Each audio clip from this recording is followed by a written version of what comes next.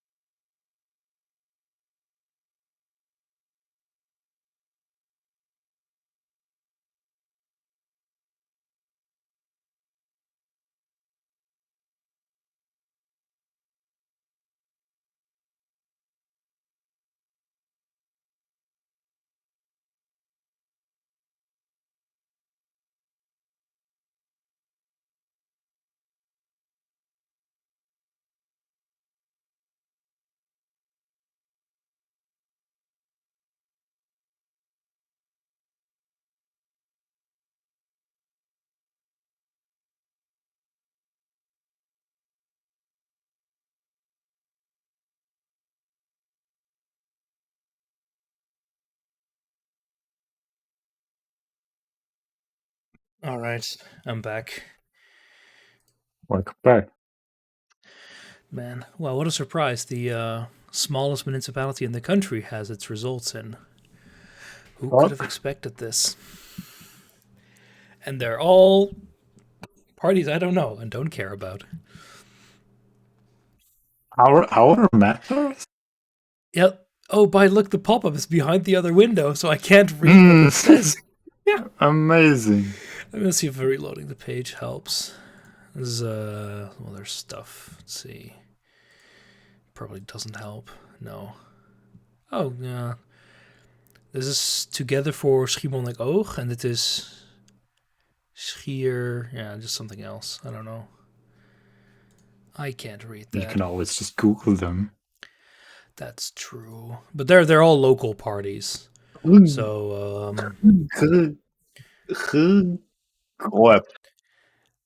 yeah, niet Paul Schnabel. Damn it, that doesn't give me anything.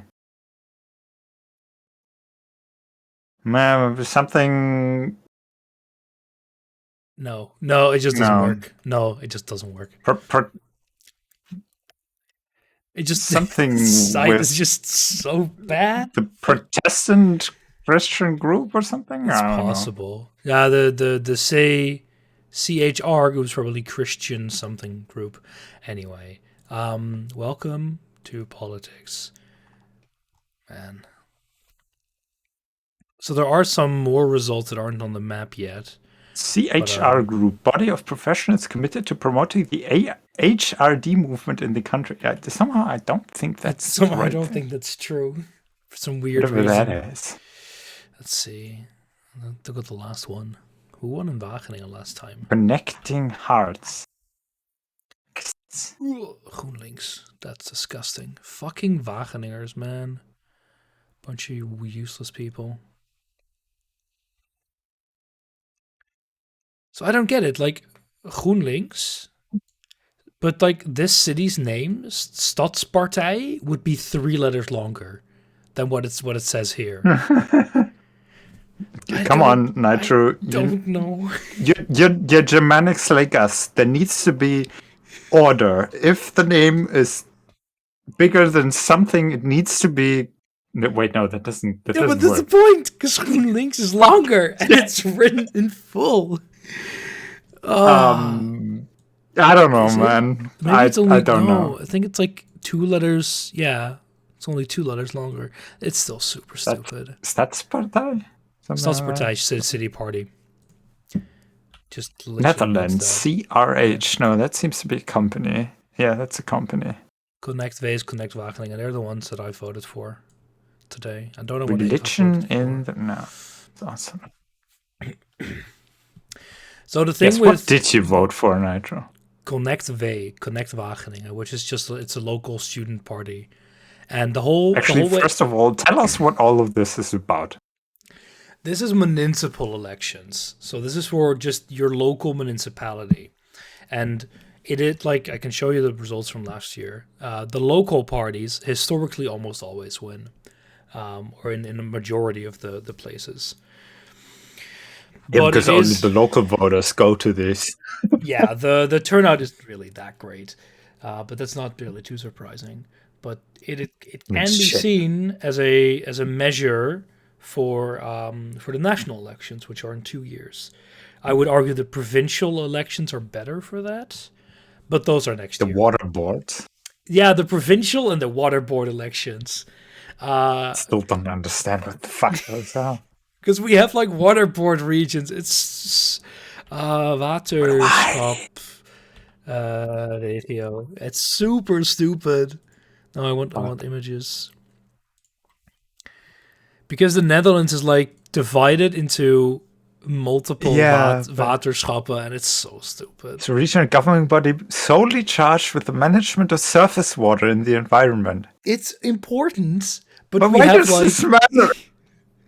I don't know. Apparently, it's the same thing where you have like law enforcement and shit like that in America. Well, I guess like, and it's like, no, okay, probably how do you ages old, and you know how the southern Netherlands used to like flood a lot. I don't know. I really have no idea how this came around. It's really weird, but nobody gives a shit. Like, I have never had a person actually be interested in this.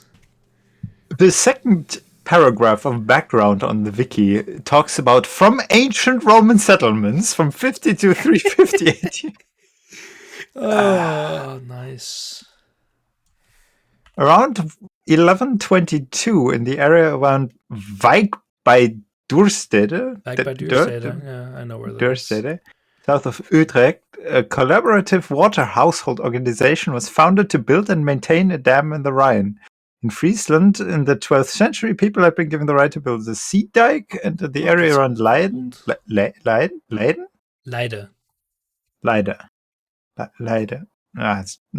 A water household managing collaboration has been established. Had been, I don't know. Now, like it's important. Like it's very important because of the huge amount of surface water we have, and especially because we're so dense. Like one malicious party could fuck shit up. By the way, everyone's free to join if I deem them worthy, which I probably will. Flooding, polders,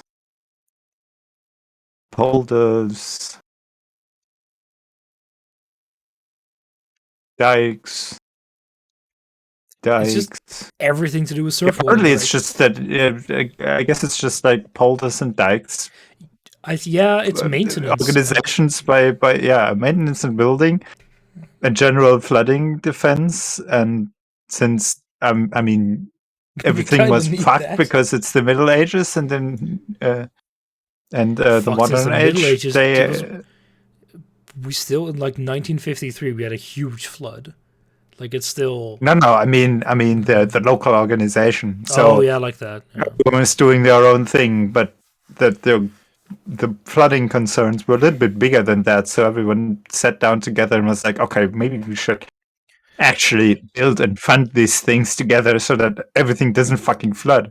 I suspect these partially follow. They partially follow rivers. So like one river is followed by one board. Like you have here 14 of the Rivierenland, which is the riverland, because a lot of rivers run from east to west. So that makes sense to do it that way. And they slightly... The confusing part is we have a ton of them, like 21 instead of our 12 provinces, and they like weirdly cross the borders from the provinces. And no one actually knows what they do.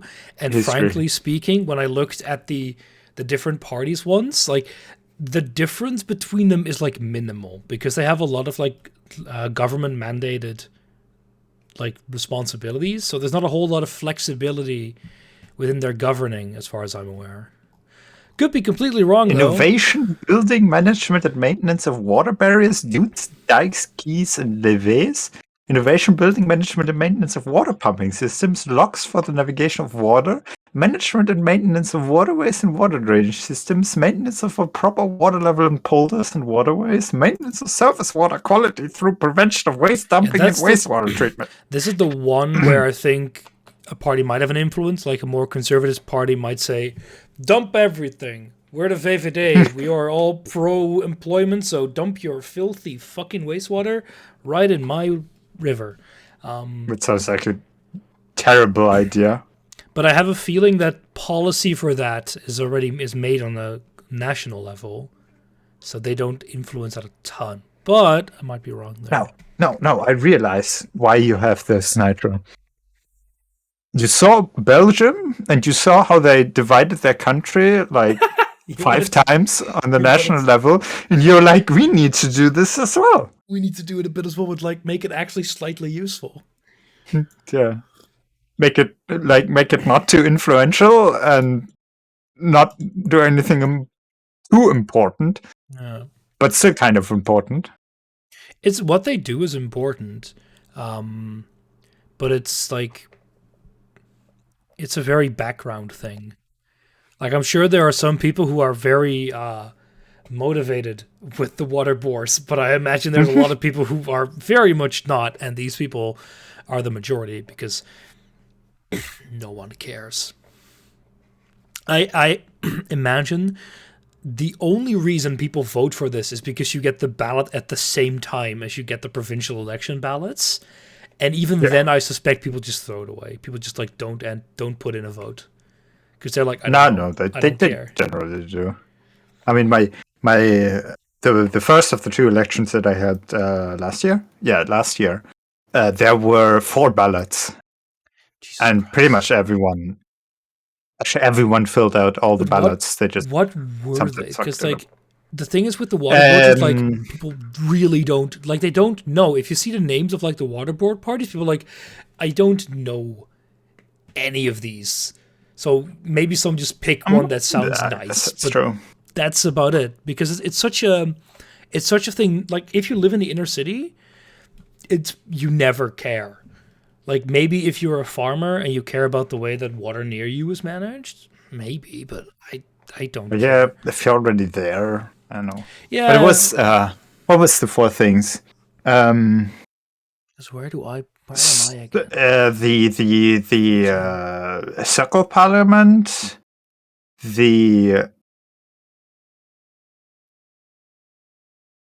Yeah, they're different. They're very different. Fuck, I don't remember. Okay, sorry, they're not per se different, but like here in the one where I live, you have CDA, which is a national party.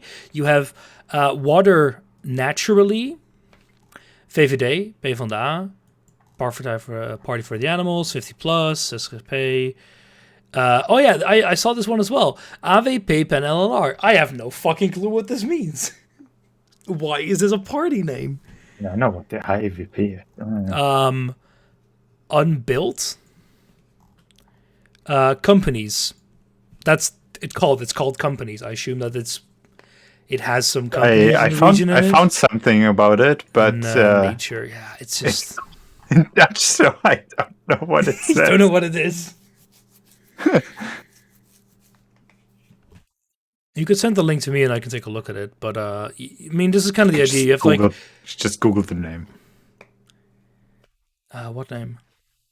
Oh, the one that AVPN L something. I mean, I saw the party of labor there, so. AVP NLLR, not political. It is local. But what does it mean?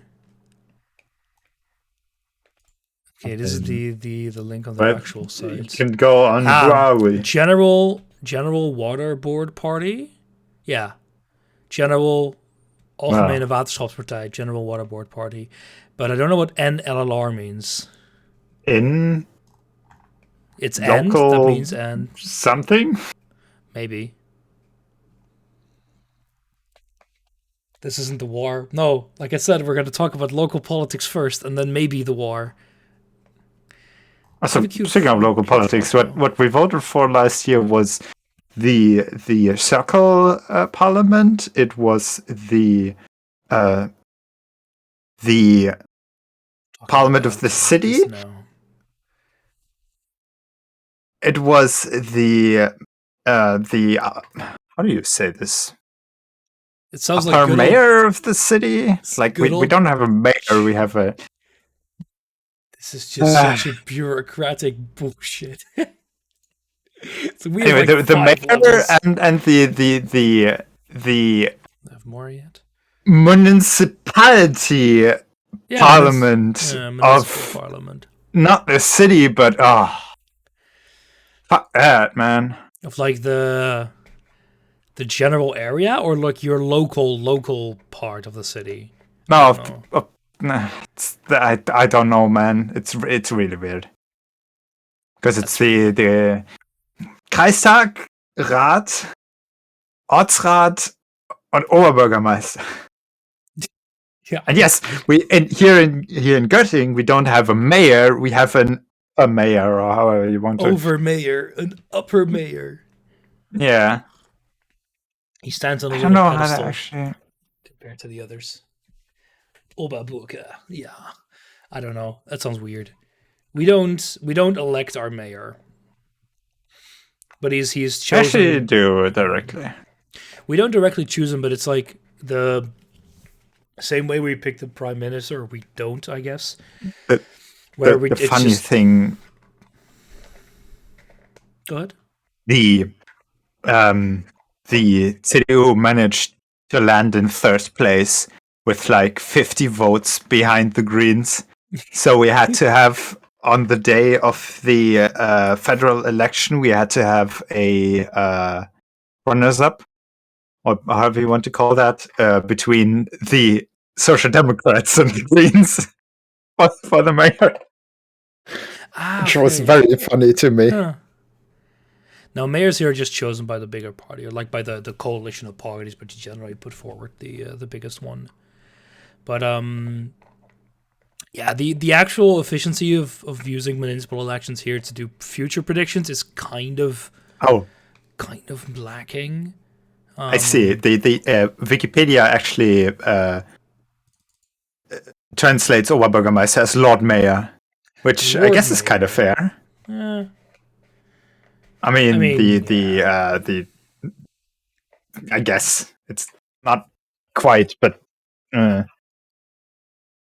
So we could take a quick look at the results from the municipal elections 4 years ago. Local parties dominate, but you can see our lovely little Bible Belt going like, yoop, because the SGP, which are the religious fucknuts, the orange color, they're the biggest in like a few here. Very surprised is not the biggest in Urk. but because they are the ultra religious ones. But of course, it's a Christian party, probably a Christian party, municipal Hart interest. or Urk? Yeah, Hart for Urk. So the guy is called Hart, I guess? No, that's your heart. Oh. That's what it means. And of course, the racists. That's sad. And this is theirs. Oh, yes. Jesus Leif participated here. God, I still love that party name. It's all capitalized. It has to be. That's the way it's styled. Of course it has to be. It's great. But you can see CDA being very powerful here. I very much expect this to change. The CDA has made we can take a quick look at the Peilingwijzer, which is the national election predictions.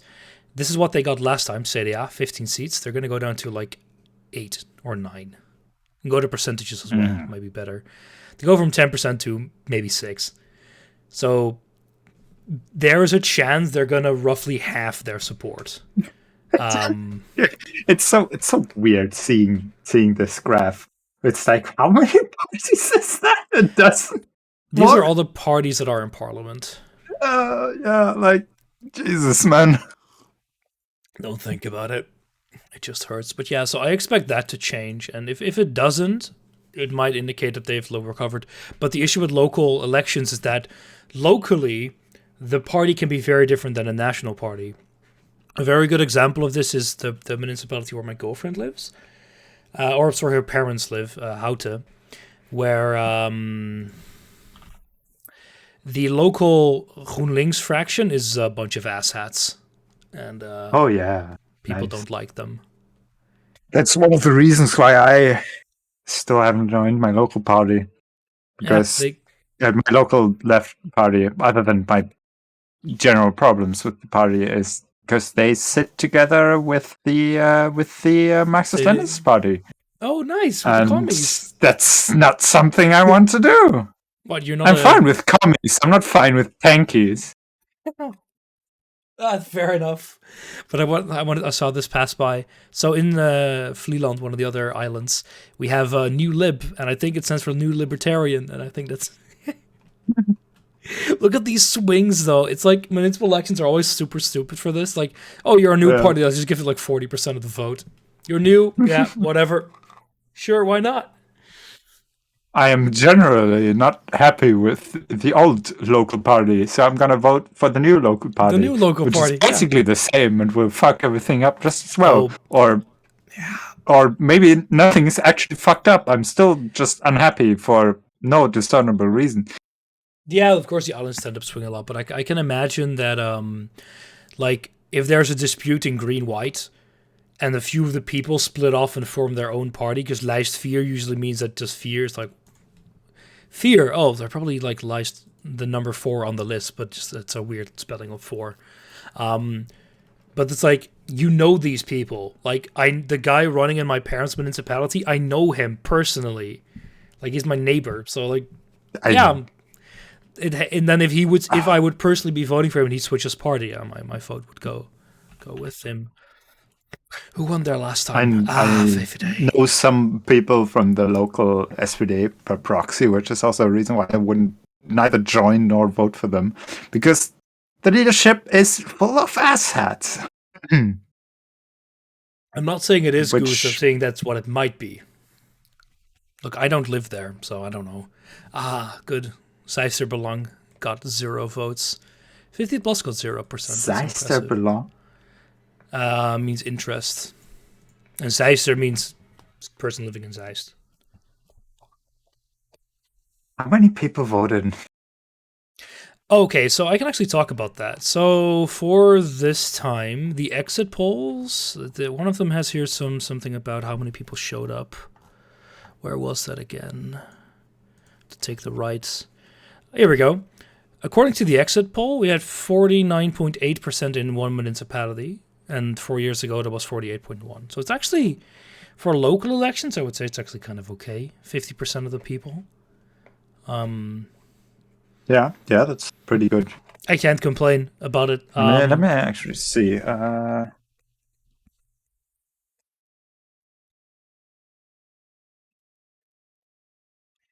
But there's only a few large. So there's only a few large places that actually give exit polls. Nieuwegein, Zwolle, Rotterdam, Sittard, Geleen. Why? I don't know. Veendam, Breda, and Amsterdam. Amsterdam, the big one is only going to come at 10:30.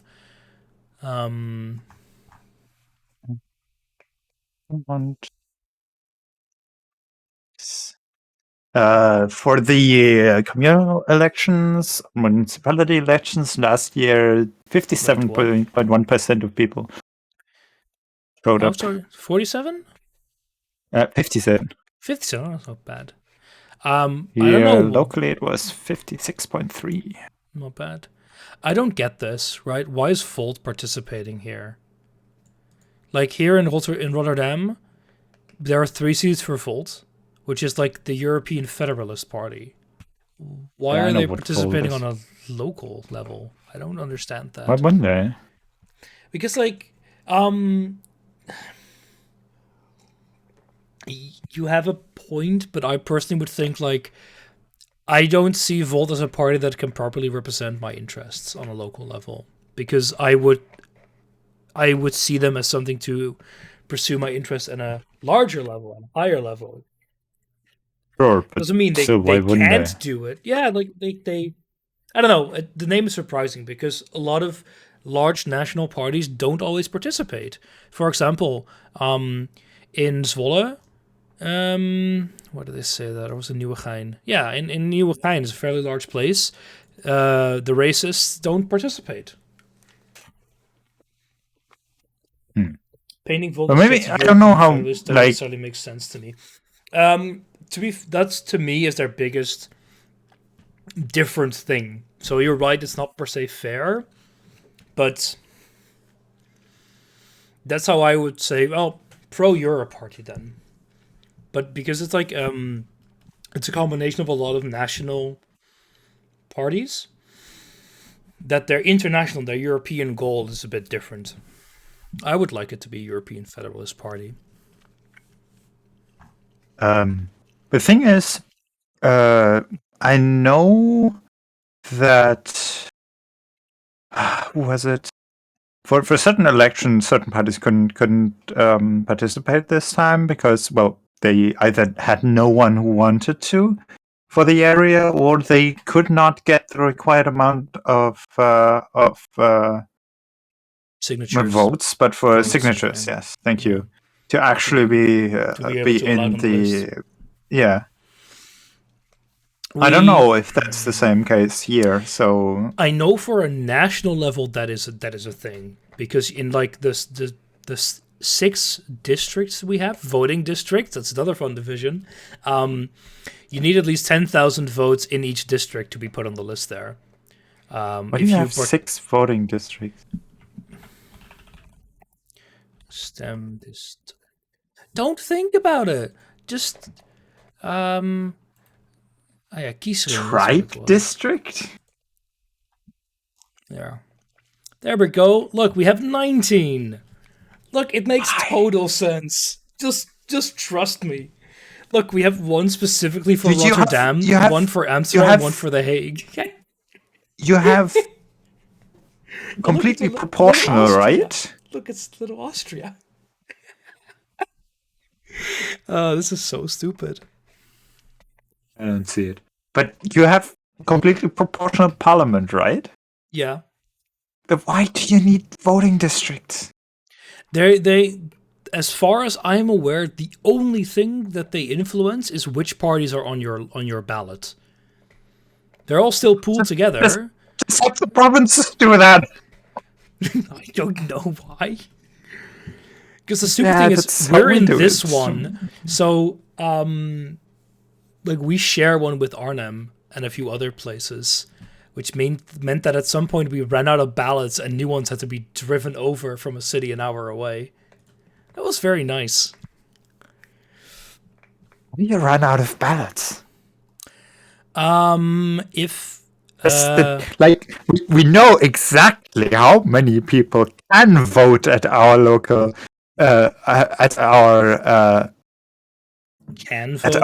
you can vote anywhere in the city here. There's like 10 places to vote. Why? So Why would you do that? Why would you do and that? so one of them got completely overloaded while we were there chilling. And it was like no one there. It was great. Why would Have you to- do that? I don't know. Jesus Christ, that's stupid. That's really stupid.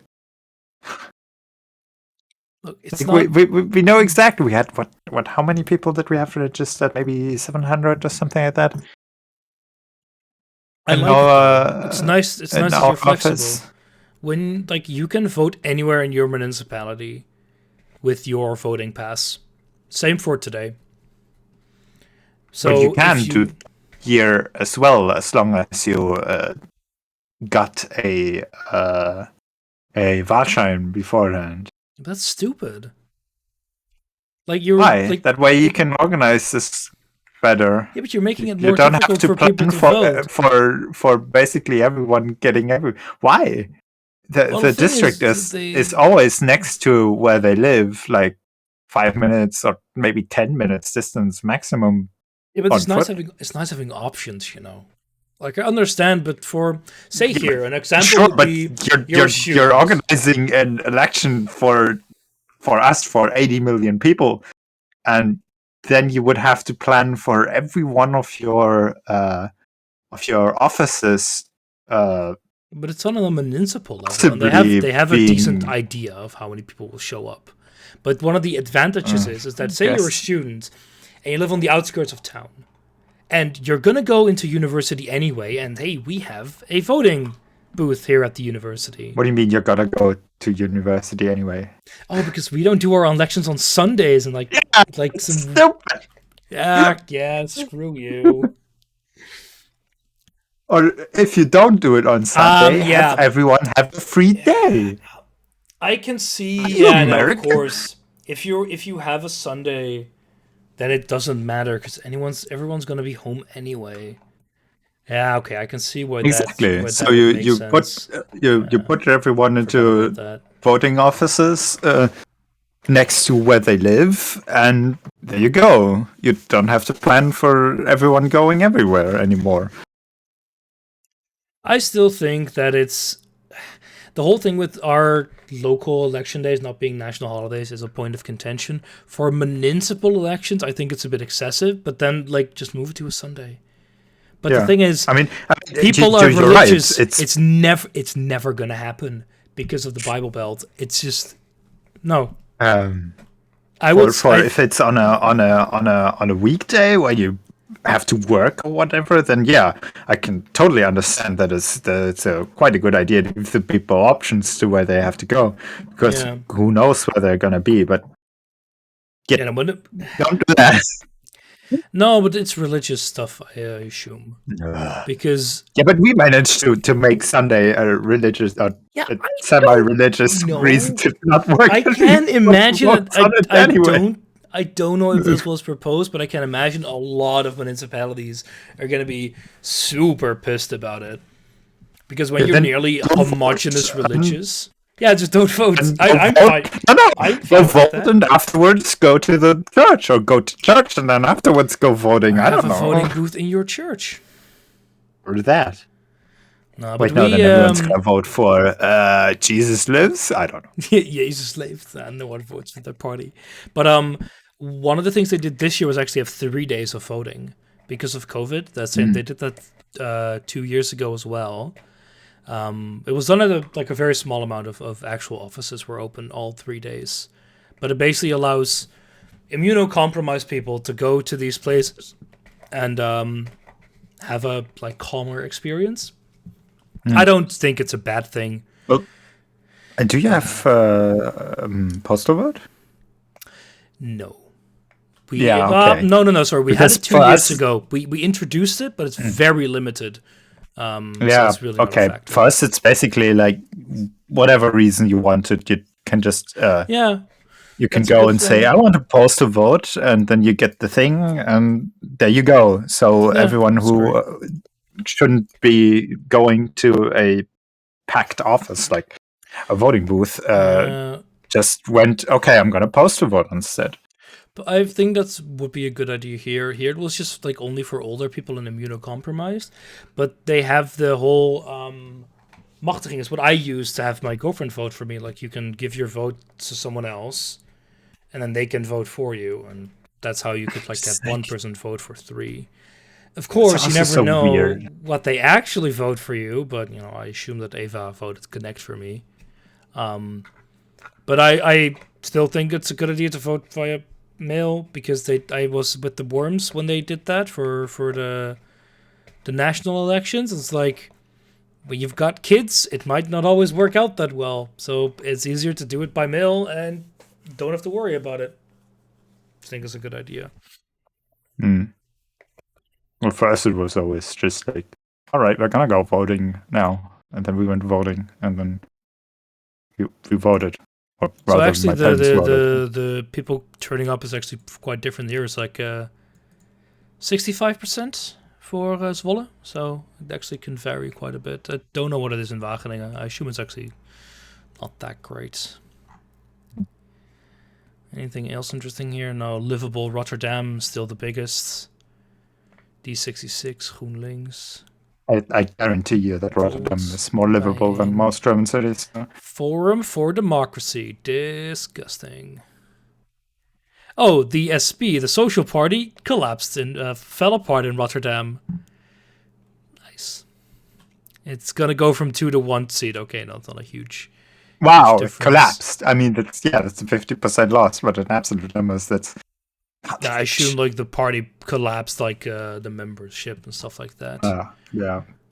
I mean, I don't know. I don't know what that is. Whatever.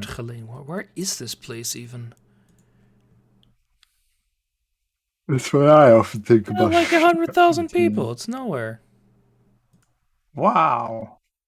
That's not that little. Oh, it's in Maastricht. It's in the south, and a bunch of weirdos there. Every time I see the southern border of the Netherlands, I see that squiggle. Look, the best place is when you go a little bit over here, and you look at Barle Hertog, and you just... Yeah, that's what I mean. You just thank the Lord that this exists. I'm not sure I want to thank the Lord for that. Look at this. It's beautiful. There's a little bit of Belgium, and look at little... I'm sure there's a reason this exists the way it does, but... I mean, you can also look at... go to Aachen for a second. Sorry, Barle-Nassau. My bad. Sorry, where? Aachen. It should be like... Wait. Aachen, crazy. or whatever you mean. Oh, yeah. It's at the 3-country border, man. Aachen. Yeah, Aachen. No, it's obviously Aachen. And now go south a little bit along the border. What the fuck? Yeah, the Reutgen. That's because after the First World War, the Belgians were like, yeah, but you know, that's the railway line, right? Which services this area. And we totally want that. But we don't want the rest of the stuff, or we're not allowed to get the rest of the stuff there, but we totally need that railway. So they got the entire fucking railway. But of course not that's why he just keeps going. Look. Four pieces of land or something. This is great. There's like really stupid. The Wendbahn. Oh, that's great. Oh, that's lovely. And that Rütgen is where a Dutch friend of my mother lives. Whose daughter, funnily enough, studies in guess where? Wageningen? Exactly. No. Oh, nice. Oh, yeah, I heard about that before. Do they actually have like signs? Come on, tell me there's signs. Probably not. No, that's sad. Well, you can't just do like you have to do it right. Just this is Belgium. This little Belgium sign and another Germany sign here. That would be great. I know it's not a road, Goose. I mean, yes, it is a road now, but it used to be. It used to be a railroad. Train track, yeah. And I think parts of it even still are. That's so sad. Would have been so funny. Ah, well. It's like, what the fuck do you want with that, right? So nowadays it's probably just like, hey, Nobody Germany, cares. build a pedestrian and bike road there or something. And Germany's like, all right, we can do that. This is so great. It's so dumb. So stupid. Yeah, like it goes underneath, but like they actually made a little like. It's so weird. It's great. Oh. Yeah, nothing much is gonna roll in. I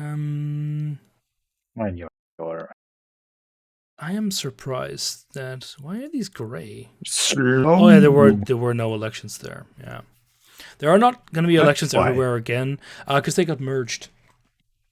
And like sometimes you have elections earlier, I think, and sometimes they get merged into bigger ones. Like there's a municipality right next to Amsterdam. Maybe I can find it. No, none of these. Like a place in Amsterdam near Amsterdam where they're going to vote for Amsterdam because like in 8 days they're going to be integrated. So like there's no reason to vote for your own anymore. Right. Yeah. I guess. I don't think there's Roermond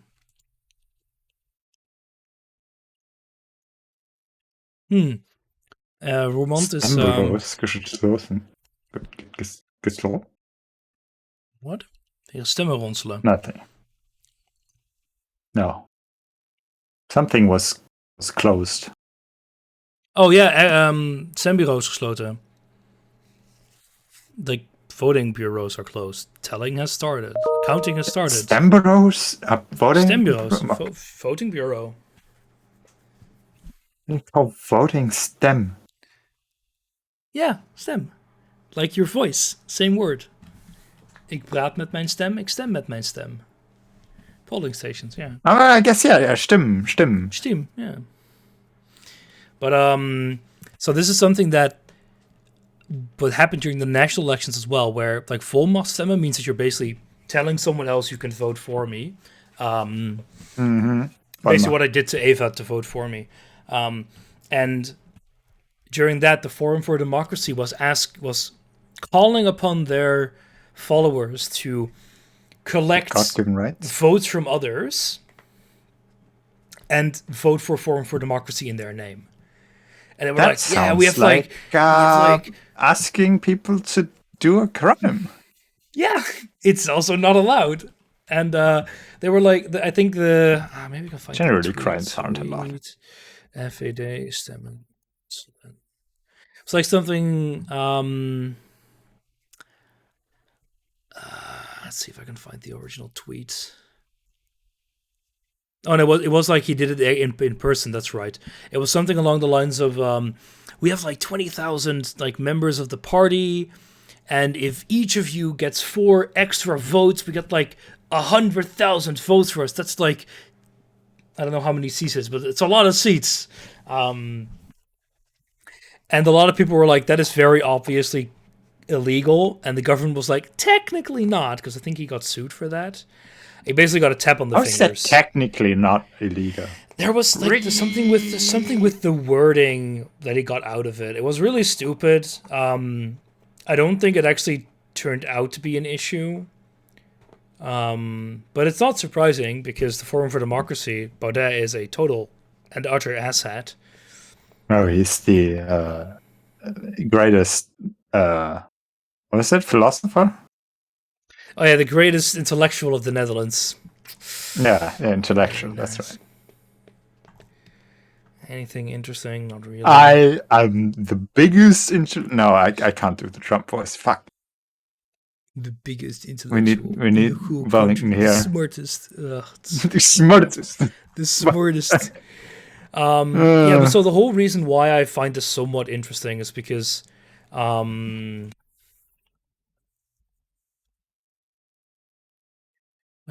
2019, was it 2019?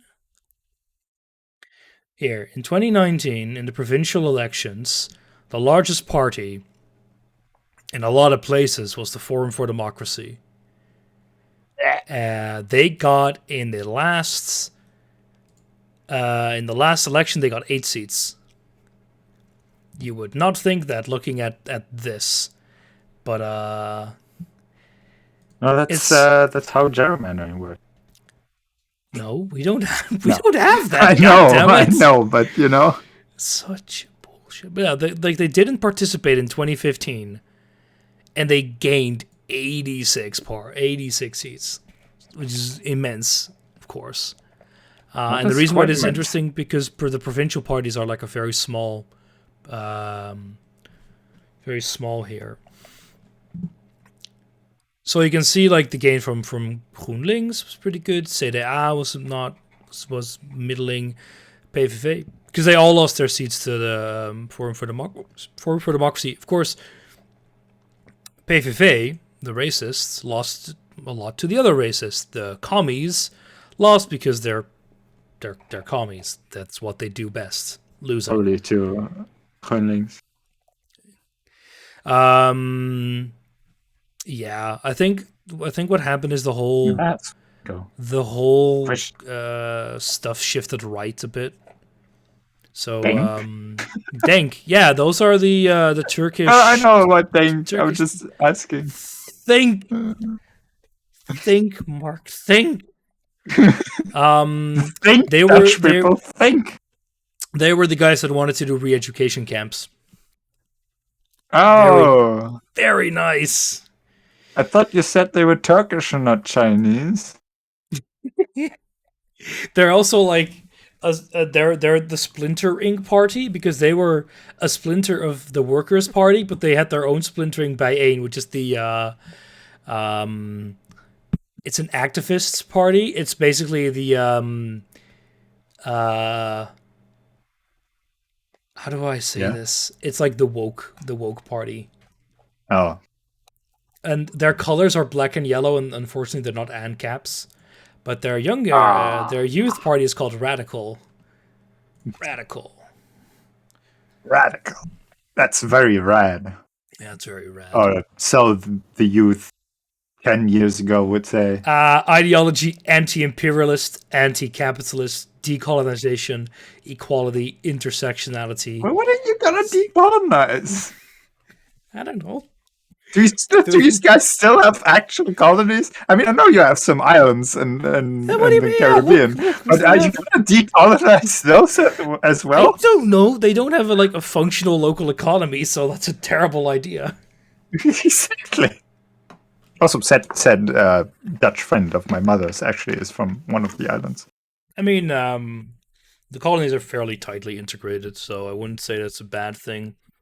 It's very, very. But they aren't part of the Netherlands, right? They're just part of the Kingdom of the Netherlands. Some of them, not all of them. It's why is our continent such a mess? Well, I think you know. You go back to about like TBW said, if you don't murder every native, you end up with this. Everyone hates each other. Everything is a fucking mess administratively. Because we are the natives and we hate each other. It's great. Yeah. No, I mean maybe the Basques are the real natives, but no, probably not. But yeah, we just hate each other, you know? Yeah. I wanted to actually look at the overview for the well, no, sorry, everyone hates us. Sorry. I'm not sure why, but I started reading Our Europe again after the war in Ukraine started, and well, you know, Germany is at fault for everything, right? Of course, like everything, literally everything. Okay, I won't blame you for everything, but I'll blame you for a lot. Mostly Merkel, just kind of really Merkel. Fuck her. Yeah, but everything. your local milk supplier spilling his milk, that's the Germans' fault. I mean, you kind of did wreck shit a little while ago. On the global scale, the Earth scale, it's been Theological yesterday. scale, we Basically. didn't do jack shit. If you look on like the century scale, the millennium scale, it was basically yesterday. So Yeah, but if we go on the century scale, yeah, just it's like not. 2 days ago, France actually managed to conquer all of Europe outside of Russia, and nobody cares about that You're anymore, right. right? We need another coalition war. Yeah, like- that sounds good. Cut down the French again. That's stupid, but I think going to r/Europe is a good way to kill your brain cells. Yeah, it is, yeah. Because under every post that has anything to do with anything even remotely connected to Germany, well, everything would be better if Germany hadn't dropped nuclear power for gas. every time, and it's like every time someone comes in, it's like, actually, if you look at it, the proportion of gas that we're using for power has dropped in the last 20 years, every year. And it's like, It's all there's you've got statistics, damn statistics, and lies, and they're all basically the same thing. You can twist those numbers however you want. You can just say that Germany is at fault for this and for that and for everything, and then that's just there. You have it. Yeah. Okay. Sometimes some Brit shows up and it's like, yeah, the French are at fault too, but. See, we're at fault for not attacking Poland. No, we're at fault for not having a good army that can just drive through Poland to the western Ukraine, and that is also the funniest thing. Whenever I see someone in our Europe, which like with a flag of especially Poland, it's like, wow, finally the Germans are rearming. Soon enough, and I'm like, if in any other situation anyone had said like, maybe Germany should, or we had actually gone and been like, maybe we should put our military budget higher, especially the Poles would have been like, oh no, the Nazis are coming again.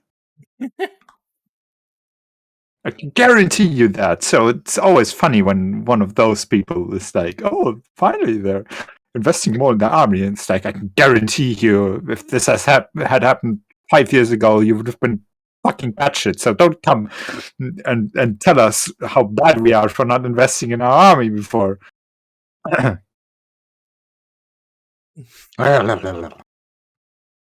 Anyway, I wanted to take a look at the results from the municipal elections 4 years ago and see how they kind of like compared a bit. I want the provincial elections, actually. Here we go. So you can see how stuff kind of evolved. So you've got the local elections 4 years ago where FvD is. So this is a pretty good representation of stuff. But you'll see Forum for Democracy come into view here. But the funny thing is with PVV and FvD, they don't participate in a lot of local elections. This is the local municipal elections in 2018. So the previous ones. But why did they only get 2,612? Those are number of seats. Oh, seats! In the whole country. It's like aggregated results. And this at the time I thought that was settled for ballots. No, zetels, seats. So local parties, they are logically they're at the top. But you see VVD, so Rutte, Christian, the Christians, the Democrats, like they're high up there. GroenLinks and PvdA are about equal. Same with this. This was very representative at the time. But you could kind of see FvD, the Forum for Democracy, like start their rise. And the funny thing is that they fucked it up perfectly, because in the municipal elections they were tiny, like 0.3% of the votes. They got 3 seats. They didn't participate everywhere, but still that's pathetic. Then you go to the provincial elections and suddenly they're the fucking huge. They get like 86 out of the 570 seats. incredible. But even then, you could already see the cracks, because in the end, they were only allowed into the local government for Brabant, and that one exploded. So despite them being the biggest kind of virtually everywhere, or like in a very large amount of locations, or like second maybe, they got kicked out of it. They got spat out, and you could see them peak, because then you go to the national elections, and suddenly their results were terrible. They, instead of getting, I don't know, what's the fraction? 89, whatever, over 570. That's like 16% of the votes, right? And then here, they're right here with 5% of the votes. So they like mistimed their rise very impressively to peak at not the most useless space, but basically the most useless spot, and then decline again. Because right now they are at about 3%. But how did they actually rise? They're a populist party. People. Yeah, but you say they mistimed, but what exactly did they do? They were. So the thing is, if you look, let's take a look at if you take a look at these parties, like of the alt-right parties, like the movement that was generally rising in all of Europe, because we had it blowing over from America and stuff like that. The only one we really had was the Party for the Freedom, and those are like the classical racists. Like everyone that has like a slight brown tinged skin, the fucking devil kicked them out of the country. Like, just mask off. Sent them to Earth.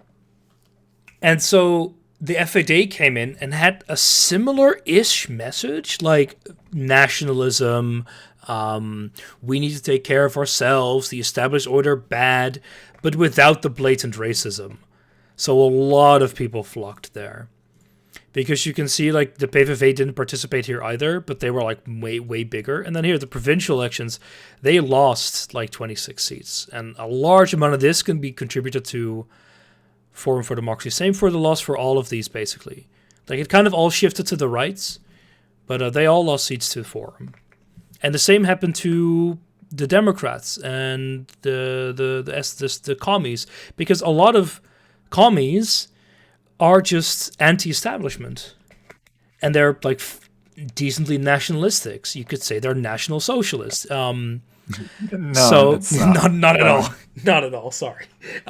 So they had a very big appeal, and they were kind of playing it pretty well by not having a lot of scandals, by kind of like not making super divisive statements. They were right-wing, don't get me wrong, but they were not like super right-wing. They were still pro-social security and stuff like that, because, I mean, we're in the Netherlands, you can't really be against that, but they were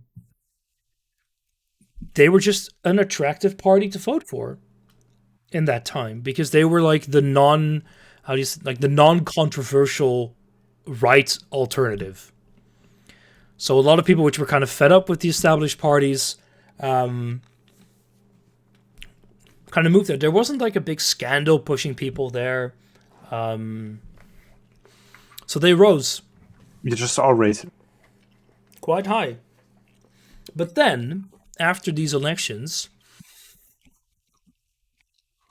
they went mask off.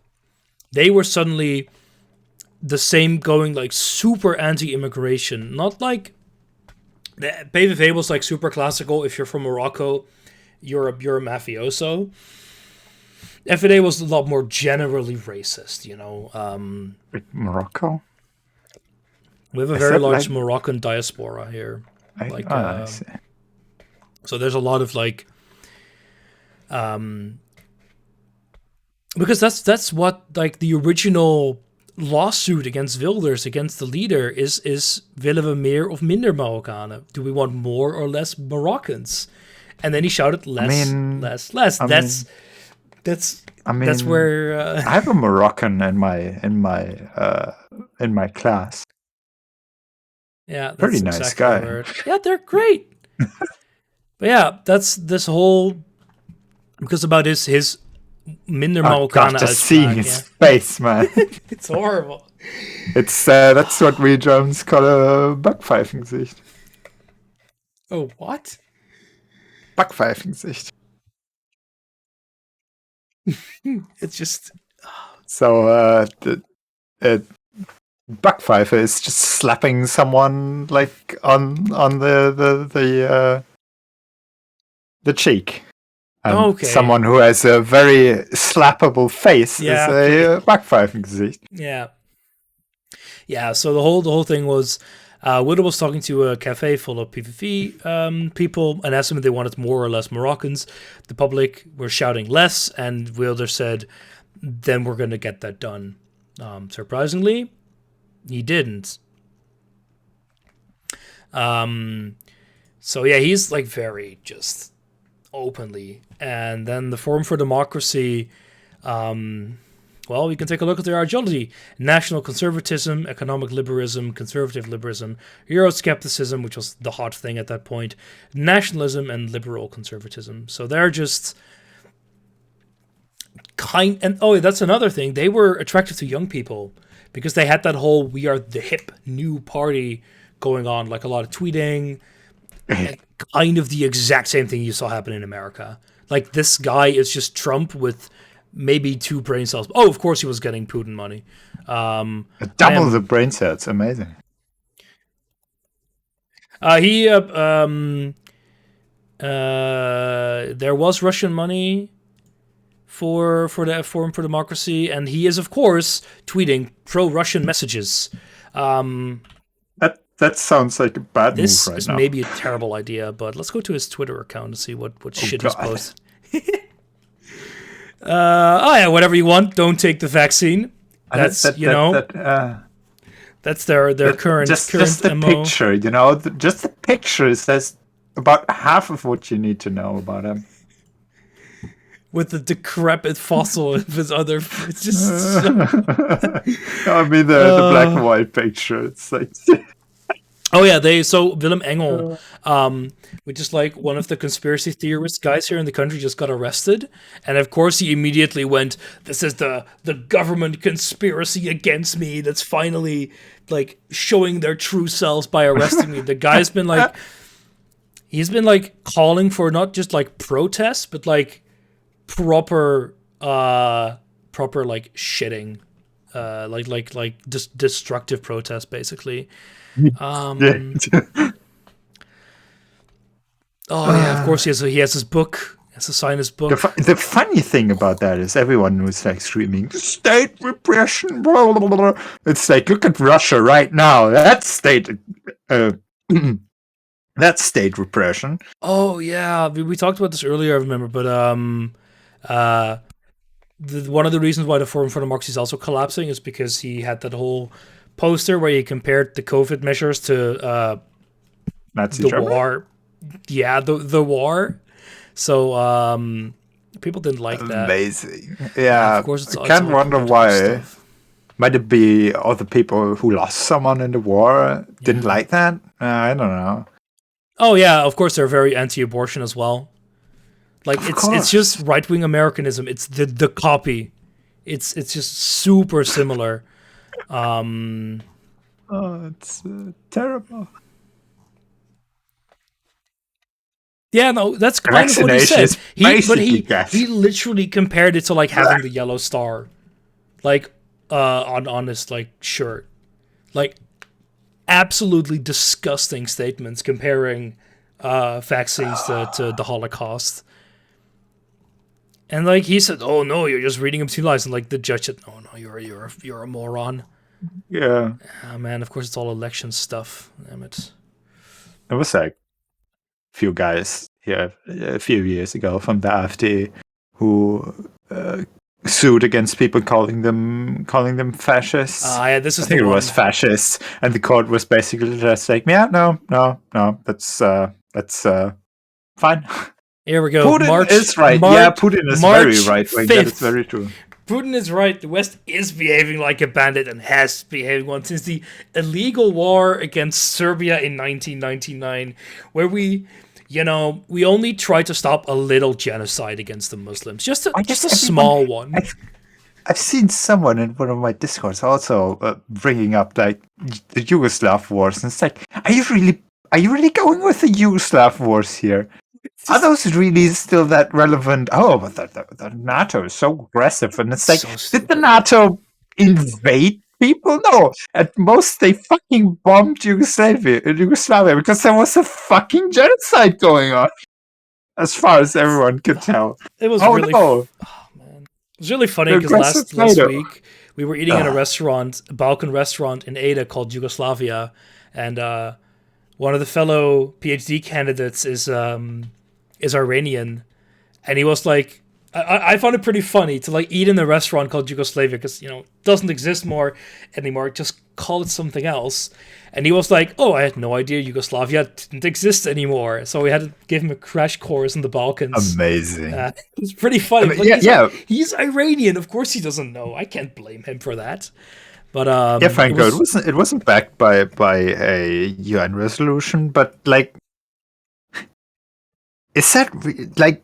It's the same thing with the Gulf War. It's just a stupid example, really. Yeah, the Gulf War is something to go for, but then you can't exactly be like, but the NATO, because the Gulf Wars were mostly American ventures. Yeah, but there's like of the 1 million soldiers of the coalition, 700,000 were American. Yeah, and the rest were British. Yeah, British and I think some French as well. Anyway, but yeah, it's like they want NATO things. But yeah. Oh yeah, said person also was like Ukraine was talking about claims on lands beyond Crimea, like on the Caucasus. And I hate this as well. Oh my god. What? This was about MH17, the passenger plane shot down over the Ukraine a while ago with mostly Dutch and Australian people on them. And man, the Russians suddenly produced a document that says the Ukrainians did it. And Baudet, the human, are they real or fake? Russian newspaper. Is that really okay. It seems so weird. Posted shocking MH17 documents. Like, you're a turd if you think that these are real. Like, how can you imagine on the Pravda? It's so stupid. Like, I know that he's not implying that he thinks they're fake or that they're real. I mean, but like, you're a bit of a shit stain if you're implying that it's even possibly real. Man, the Russian government totally trustworthy, right? There is NATO. There is no war in Ukraine. There's no. It's Russia a special did military not operation. Invade Ukraine. No, we did not attack Ukraine. Like, are we at the "we have always been at war with Ukraine" stage yet? This is confusing. No, I don't think so. Well, they have been at war with Ukraine functionally since 2014. Ukraine should be the EU. EU cannot survive without Ukraine, but of course, it is just a trade agreement, according to Minister Presidents. So that's one of the stupidest things. In the founding documents and in the treaties of the EU, there has always been the commitment to a closer union. Always. This is the most retarded referendum we have had in the Netherlands. In 2015, we had the association agreement between the European Union and Ukraine, and Forum for the Dutch said yes to this, and the government said yes, and then Forum for Democracy were like, hey, wait, we don't want closer agreements to the people in the East because they look foreign, so they wanted to put it for a referendum. And it was like, thank fucking God, it was not a binding referendum, but like a counseling referendum. And for some, 32.2 people voted. Am I seeing that right? What? No. Opkomst. Yeah, turnout. Yeah, 32.2 people. Percent. I don't know how you do it, but any binding referendum usually has a quorum of more than 33%. It's not binding. That's the whole point. It was Yeah, but not even if it was binding. binding, I mean, then usually those referendum have a quorum of, I don't know, 50, 60%. We have at it least. lower. Yeah, we have lower. I don't know what the quorum is, but it's Ew. not that high. Let me see what it actually is. I don't care. But no, whatever. It doesn't really matter. But what this got turned into was that, like, the Forum for Democracy were the party that started this, because any party is allowed to do this. But instead of like an association degree, which really doesn't mean that much, Yeah. I think it was mostly trade, and kind of what we have now, where Ukrainians can travel for 90 days without a visa in Europe. Like, it's fairly low level stuff, but they twisted it into this question of, should we allow Ukraine into the European Union? They managed to twist this fairly, like, mundane, just almost literally bill. gave me cancer. Yeah, because they twisted it into this stupid discussion. Everyone, like, I personally went there and I voted blanco because I thought it was idiotic. Because nobody knew what it was about. Like, it's such a super complex situation that no one knew what it was about. And so the same thing we saw in Brexit was misinformation was rife, and Forum for Democracy just said, like, oh, look, the Dutch people are voting against the Ukraine. It's like, no. And the Dutch government also said, we are not going to accept the result of this referendum because you don't know what you're talking about. Thank God they did that. And this was actually so stupid that it led to the death of the referendum. We no longer have them because the Dutch populace, as a general, showed that they just are too incompetent to actually, like, do one. And I don't know if the turnout was low because people didn't care, or if they, like, some of my friends just said, we're just not going to vote. It's idiotic. And I think I did that. I think I didn't show up because I wanted it to not hit the turnout, because even if you vote blanco, it counts towards the number of people. It was just so stupid. Yeah, look at the people who are voting against the ratification. The commies, the racists, and the other racists weren't in the party at then, the Forum for Democracy. But of course, our really weird Party for the Animals, which is anti-European. Don't think about this. Fuck? They're called Eurosceptic, but they're anti-Euro. It's so dumb. Links.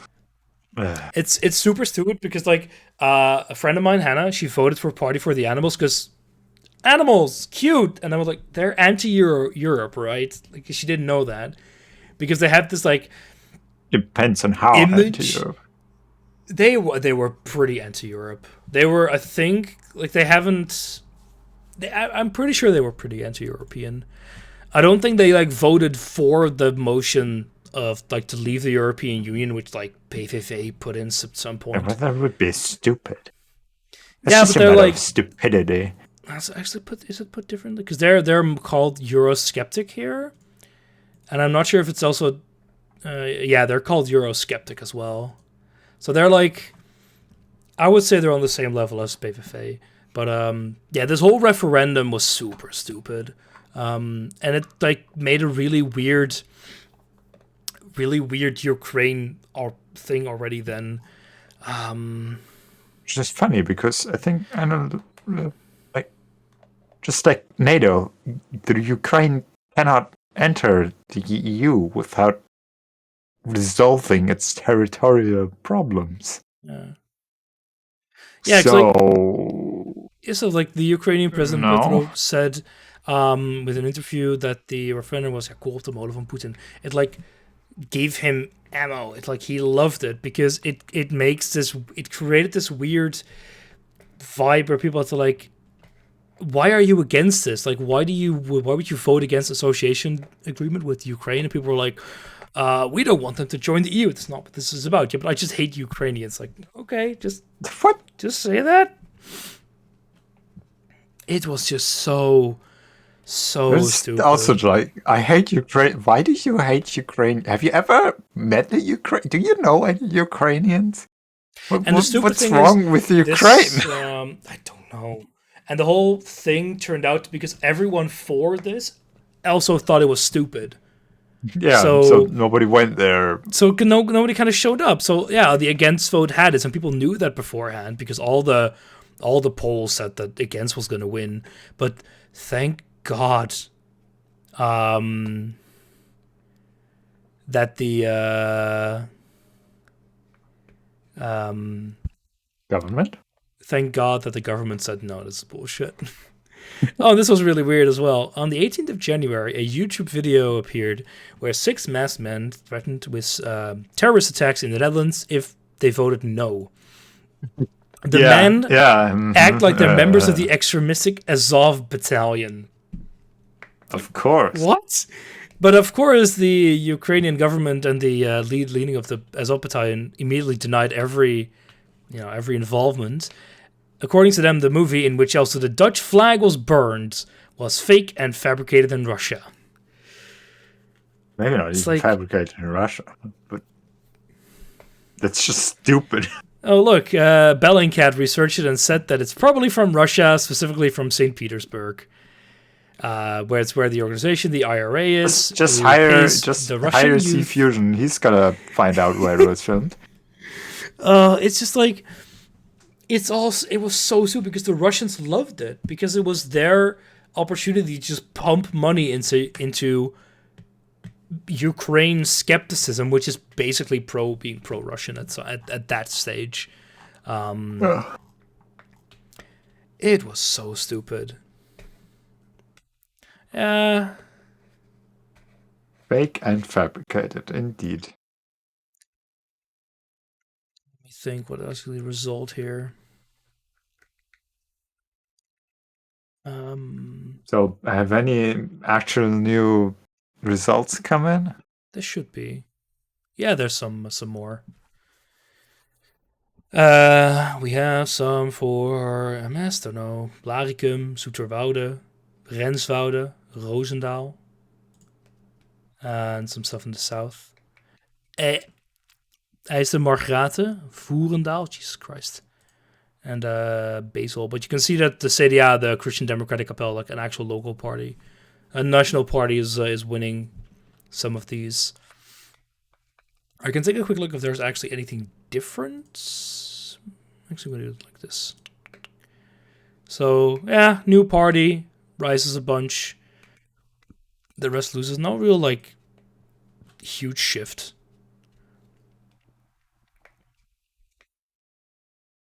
Yeah. But yeah, this whole thing,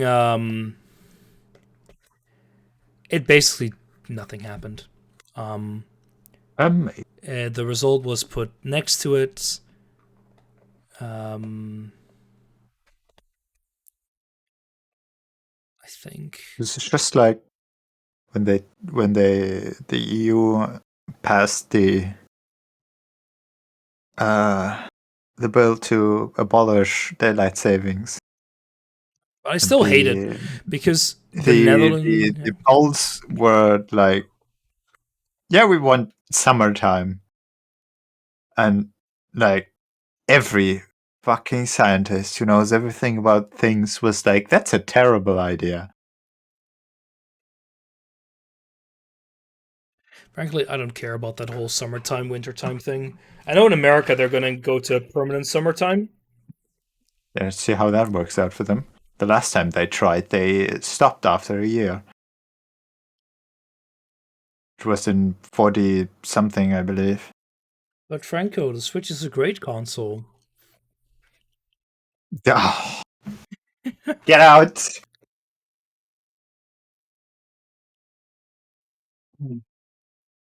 That's terrible, Nitro.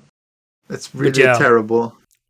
The stupid thing was, despite the technically the result of the referendum being put next to it, the EU as a whole was bullshit. Was shitty because the EU at that point voted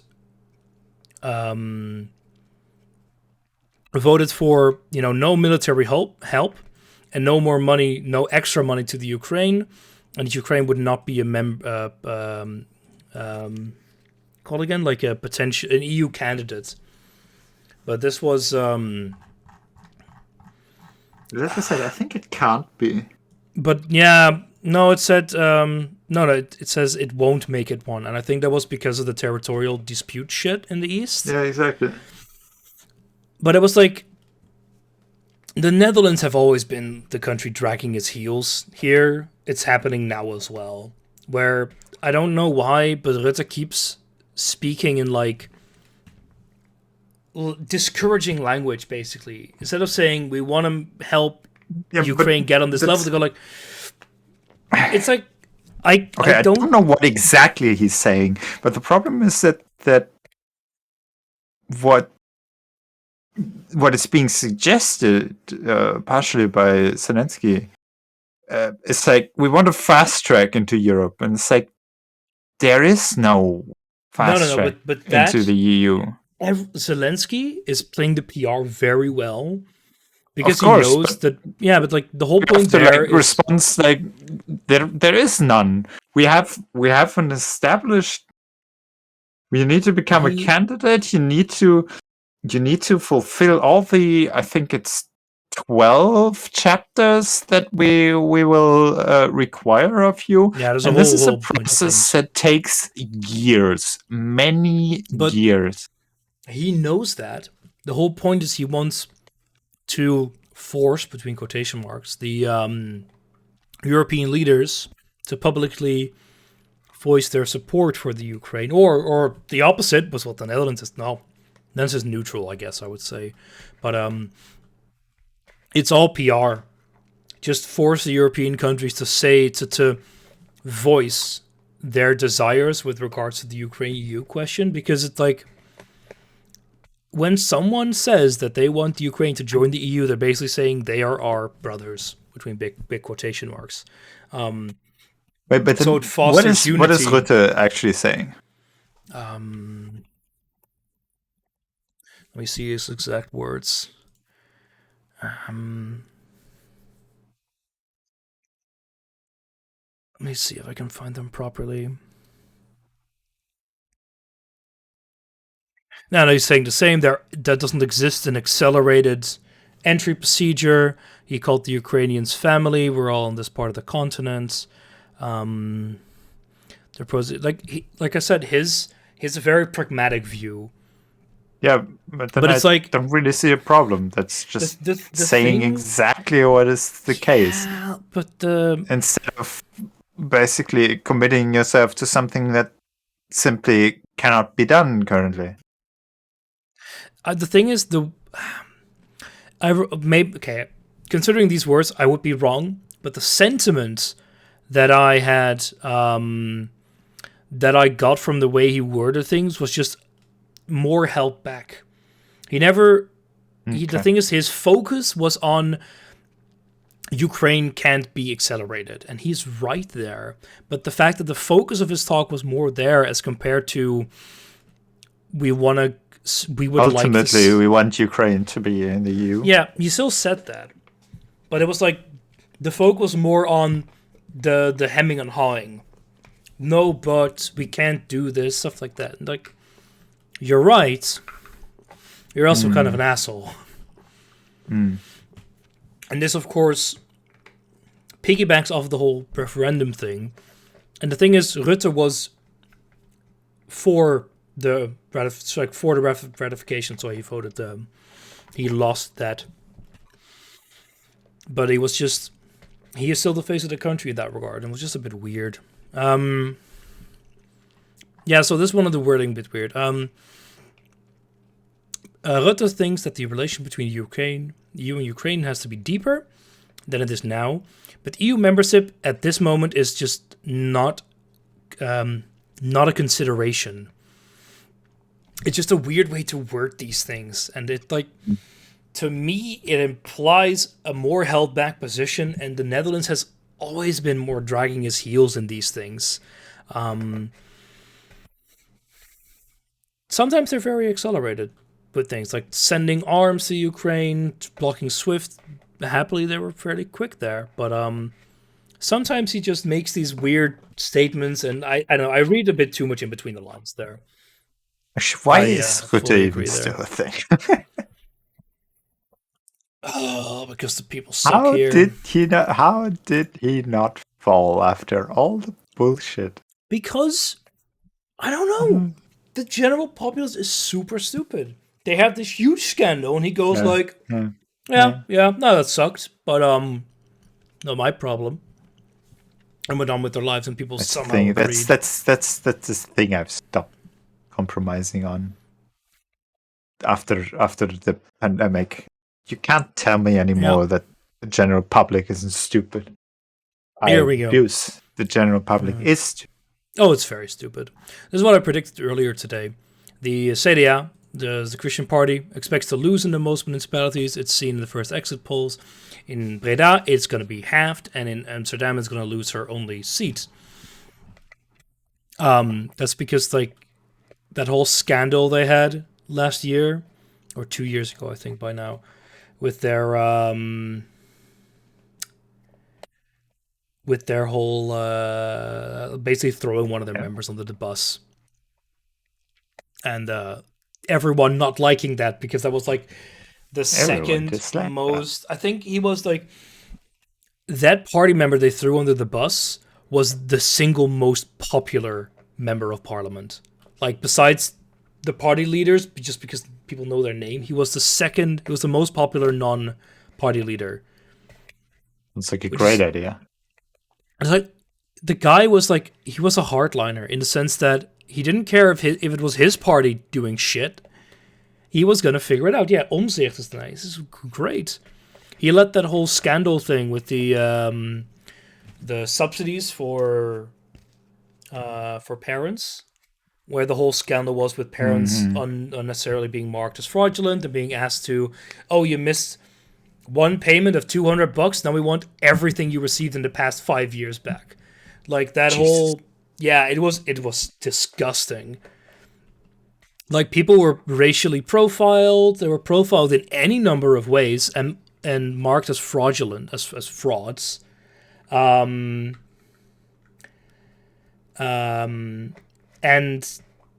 if you one toe out of line, you would be required to pay back the whole amount you received. Well, if you've had 2 or 3 kids kind of consecutively, that can easily be like 8 years of money, of subsidies you've obviously spent. And you have to pay it all back. Tens of thousands of euros. And the government was like, this like will put you put you out of a job and like all this other shit because you don't have the money. We don't care. You pay it back right now. We don't care if we ruin your life. And that whole... And the thing what people missed, what a lot of people... And that's why Rutte is still in power, is because they don't know that it was the culture that Rutte created. He created this whole culture of everything is off the books. We don't talk about it. Like, the problems within the tax, within that whole system, all were generated because if someone noticed something was wrong, they were told to shut up and do their job. Because we don't do things wrong. Not per se exactly that, but more like we don't care that something's going wrong. It's like there's a joke from many years ago about the polling here. It's like, okay, 75% of people are not happy with the government, and then 75% people are happy with Merkel. And it's probably the same 75%. Yeah, it's not how because that works. They don't connect the two things, the federal government and Merkel. They just, every time a minister did something wrong, every time a minister fucked everything up, and they did that a lot, that was Merkel's fault, because she's the one who put these people there. She's the one who put these people in charge, but she just set everything out. Everything just... Yeah, and it's the exact same thing here. Reflected by her Teflon. And it's kind of the same here, because Rutte created this culture within government of just being incredibly opaque. We had issues with like the VOP, which is like a way where people can request government documents. And the government would just send them, here's your documents, and everything was like was like, what do you call it again? Like, just covered. Like, made either black or whited out or blacked out. Just everything. Amazing. And there's like redacted. Yeah, it's redacted. And there's these stupid rules where personal opinions and names need to be redacted, and I'm fine with that, but it was abused. Basically, someone would say some kind of opinion at the end of a statement, and then they would just redact the whole thing. And the government was like, every single request was basically like fulfilled too late. Nothing was done on time. The government just didn't give a shit. You want to know why a decision was made here? Fuck you. Yeah, that's basically what you were told. There was I think there was actually a court case about that, about the intelligence service, the federal one here, where the parliamentary working group that is supposed to control that didn't get, like, they gave them documents which were with redacted info in them. They were like, we can't control our intelligence service if they don't give us the information we need to actually control our intelligence service. And the intelligence service is, of course, like, no, but we can't just, no. Yeah, and that was a whole mess. And they wanted to introduce a new law which basically would streamline that, and it just never was passed. I think it may have been passed, but it was completely neutered. And there were people advocating for a Norwegian type system where basically everything is done automatically, and you've got much more stringent rules for what can be redacted. And they go like, oh, if you have an opinion, just redact that, or let a person look at it and say, is this something that needs to be redactable? And the biggest problem with everything that gets redacted is always, of course, you don't know what has been redacted. No, so that's a problem. Nobody knows if it has been redacted, like, legitimately or not. At some point, they would even start whiteouting things, so you wouldn't even know if something was redacted or not. Here's a white space. Could be someone like making a line break. It could be someone removing entire paragraphs. Amazing. It's just, or so shitty. And there were all these parties advocating for, we want a new culture of like leadership and new ways of doing things in the government, and the parties didn't fucking change. Nothing changed. All these people were advocating like burning Rutte down in the in Parliament, and like voting, like doing a motion of not no confidence, but not a no confidence one that didn't get through, but like a slightly like a motie van afkeuring. It's like basically saying what you're doing now is bad. Basically what you're saying. Just go for the Wikipedia and look if there's an English censuring. Yeah, you're censuring a member, but it's like a fairly light version. The way it works is basically saying, you're bad, stop what you're doing. But it has zero consequence. There's nothing connected to it, because a vote of no confidence is basically wagging your finger, like, no, don't do that again. But the second party, the Democrats, they knew that they had Rutte's balls in their hands in a vice, and if they wanted to, they could have him removed, and they didn't do it. And that's like, it's like, I know you're a political party, right? And you have to play the political game, but Jesus Christ, the guy fucking up the country for the past 10 years could finally be removed, and they go like, no. It's not going to do it. Oh, there's municipal elections right now, and the results are slowly trickling in. We got our religious fucknuts winning in the Bible Belt, and we have the Christians losing. They were much larger before, but stuff like that. But they're very slowly trickling in. We're just talking about other shitty things and what the results of this could mean, and why things have happened. We're mostly ranting about the current government, Mark Rutte, who, by exploiting the idiocy of the Dutch population, has managed to stay in power, because all the scandals just seem to just slide off of him, because people just don't care. He's charismatic, and that's why people vote for him. It's the kind of the same thing. What did you say that people were saying? Like, he deserves a reward or a treat or Yeah, something? he deserves the victory because of how he handled COVID. That's what they were saying. No. Yeah, but you said something like as if it was like an old grandma who's like, "Oh, he deserves the treat." Yeah, for no, that's how he's been exactly what doing. they were saying. They were like, he deserves to have won the elections, which he totally did because they fucked up the whole COVID treatment immensely, just like everywhere, basically. But they were like, no, he did it so well. We have to like, he deserves my vote because of the way he did it, and they just forgot the scandals. Because our government fell. We had a demissionary government, but it happened like right before the elections, which is why Rutte let it fall. They were able to take the blame and then say, that was the previous government who did it. Who was the previous government? Yes, it was us, but they pulled the fucking last labor government move just on themselves. It's like, how can you do this and get away with it? They're like, that was the previous government. Like the last people, they're like, it's you. You did this shit. How can you get away with it?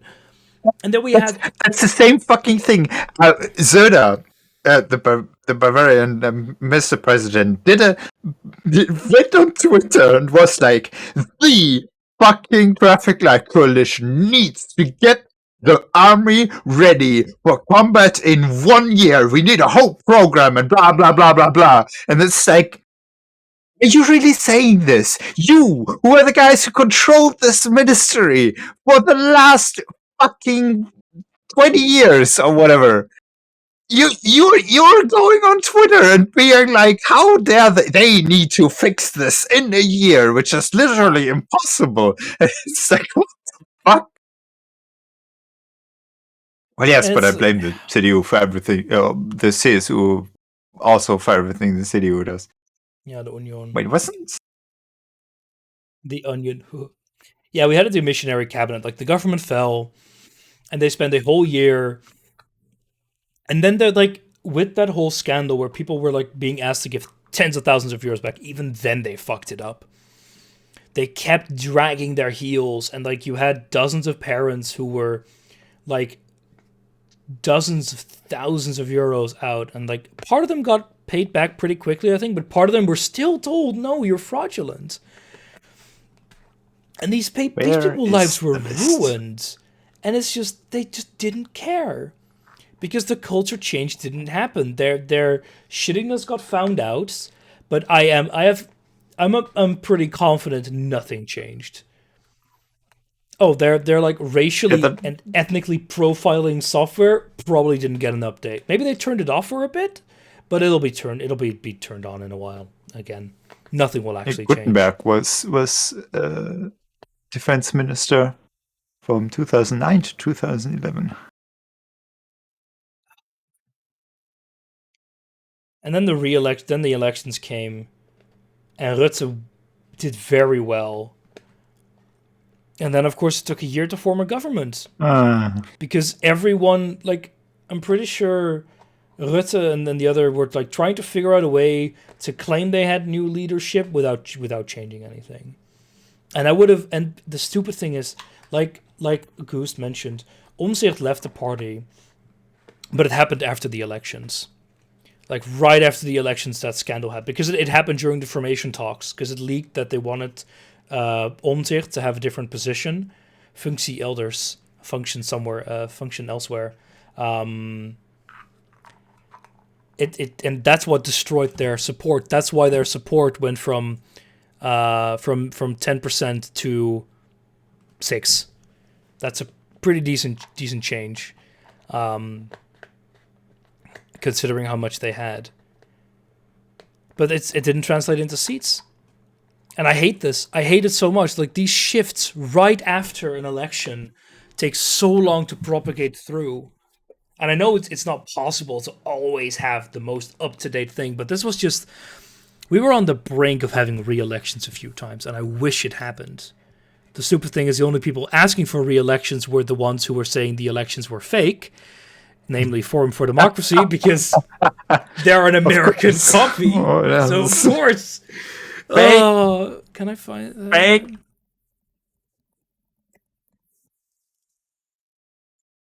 see if there was some stupid stuff about here. I know some during the election there was some stupid stuff, but nah.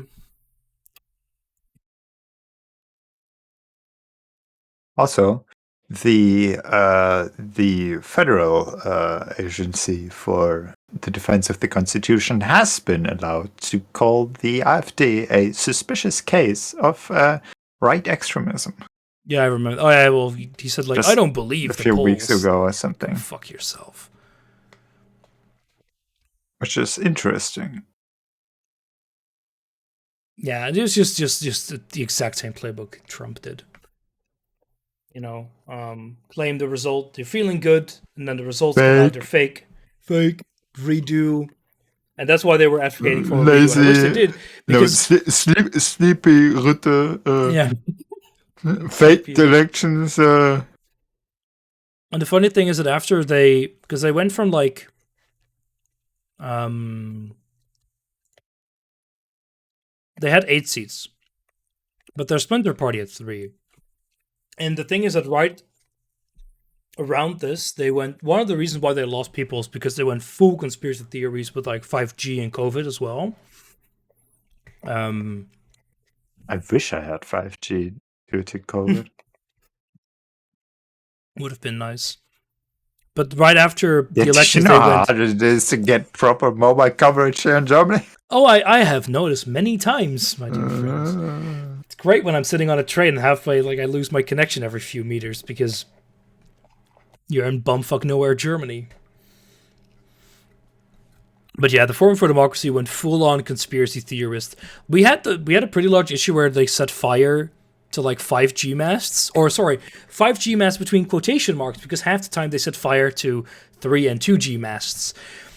And there was a funny case. I think it was actually here in Germany with the telecom, where people like the telecom built a 5G mast, right? Mm-hmm. And then over the next month, people started like, we get headaches, and since they weren't turned on yet. It's just like everything feels so bad, and the telecom was like, but we didn't even turn it on. Yeah, but it's the same here. It's like, I have all these issues with this mast. It's a 4 and 2G mast that's been here for 12 years. What are you talking about? And the shitty thing is they were setting fire to masts being used for emergency response. It's like, amazing. You're cool. Actually fucking over other people, like, directly here. You're a shitty human being. But FvD went full, like when I say that they're copying Trump, I mean literally, because they went full. The establishment are pedophiles, and you're fucking kids and bathing in the blood of children. Like, just I don't know. Bathing in the blood of children. I think that's a new one.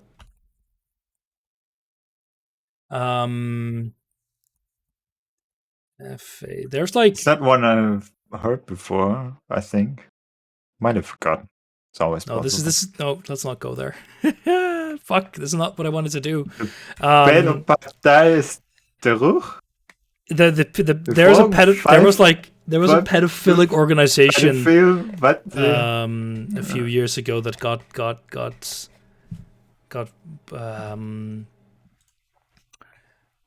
destroyed. No, not caught. It was just it was like a busted. It was an organization advocating for acceptance of pedophilia, and like they just got they were like told, yeah, no, you're no longer allowed to exist. You're advocating for illegal shit. I need to I don't know, barcode. Like, why the fuck? It's like, it's just technology. Why would you spreads widespread complot theories? He suggests that Mark Rutte is a pedophile and the billionaires Soros and Gates are behind the pandemic. Yeah, of course, because the Jews are behind everything. But like, the thing is, barcode. Should you? Please don't forget.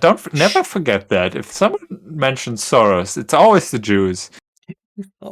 The thing is, barcode. I disagree with you there, because Fuckers. I think that.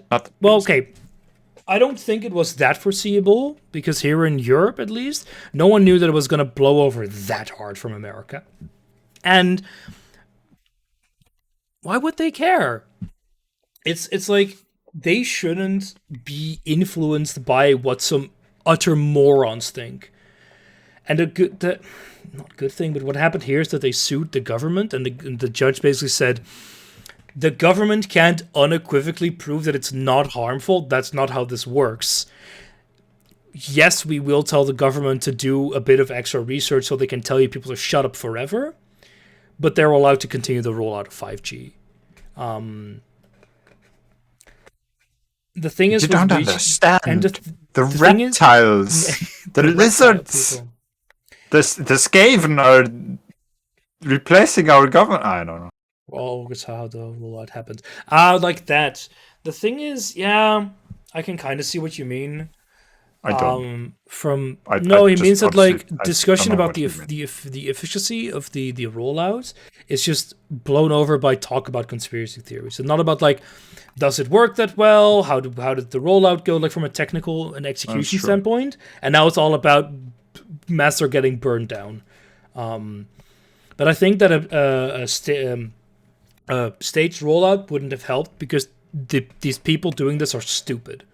They don't care. I was about to say, it doesn't matter what you do. These people do not think rationally. You cannot try to engage. You cannot prove their irrational beliefs false by by going at it rationally. It does not work, because they have not been reached rationally in the first place. I love this. Full scared Donald Trump would catch the whole elite pedophile network. It's like, why the fuck would Trump care about the Netherlands? It's like, how can you unironically think anything would... Your no-go zones are so big, they cover entire cities. The biggest no-go zones in all of Europe. Yeah, this is like another thing with what frustrates me about Baudet. Like, despite Baudet claiming to have sworn off conspiracy thinking, he still retweets a lot of anti-Semitical accounts, conspiracy theorists, and QAnon loyalists, followers. To my surprise, one of those conspiracy theories was on the candidate list of the Forum for Democracy. It's just, the guy says one thing and does the other. It's a tale as old as time. He's a right-wing fucknut. You shouldn't listen to him. There was actually there was one Basisdemokratische Initiative or something like that, like a nutcase party on the local elections, and they didn't manage to actually be allowed on the city voting lists, I believe. So we had one voter who voted for them, who then just crossed out the ballots where he couldn't, and wrote something like for democracy. It's one of those. This morons. Isn't real democracy or something. I don't know. Yeah. Something like that. He wrote on it. It was like, okay, all right. This ballot is invalid. Let's go on. Yeah. You can't appeal to the masses. Barcode. That's exactly the reason why a stage rollout doesn't work. Why a government scandal doesn't influence things. Appealing to reason is not a way to win a political debate. Appealing to feel-goodness does work. Depends on the people you're talking with. One of the examples from the national elections is that there was this stupid discussion about, should we allow people... No, let's give a little more context. No, Franco. They already have a we already have a monarch. Let's just ask Goose. Goose, are you still here? Please tell us your opinions on the Dutch... Fuck the monarchs. We need to bring back the guillotine. Wait, I have something for that. What I wanted to say is that, during Balkenende, which is like the prime minister that's like before Rutte, so quite a while ago. He introduced some fine, like the law itself was fine. It was about providing food, Bak ellende, tub of misery. About introducing food when a meeting lasted too long. Oh yeah, try aristocrat. Oh, it's so good. And it was a motion basically saying, if a meeting lasts longer than so many hours, you should provide food. And this was on the whole national level, like from municipal to national. Fine law. But it stipulated some things about like what type of food should be provided. And I don't know if it was in the letter of the law, but the spirit was basically fried snacks. Croquette. Very good. Good choice, to be fair. But the sentiment at the time was fine. Nothing wrong with it, because like the whole, bit crude to say, but like the veganism that vegetarian movement hadn't penetrated yet into a national level. And at some point, some municipalities were saying, you know what, we want to reduce meat intake, so we are gonna start offering alternatives, because they weren't always offered there. So there was a shitstorm about that, because people saying, you're taking away our meat. And like, no, we're not. We're just adding alternatives. And then some of them said, why don't we do one day without meat? One day we'll offer vegetarian and vegan stuff.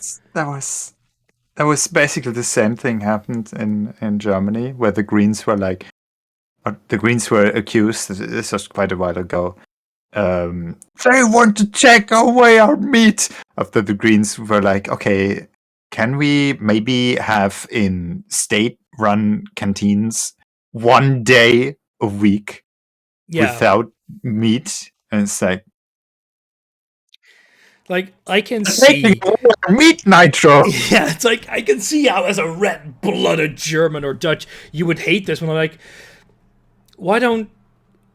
it's 1 day, you'll survive it. Why don't you just allocate times for meal breaks by policy without deciding what? It's not law, which is a virtual. It's just provided meals by the government. Basically, if your government discussion for your municipal government or national government lasts too long, provide food.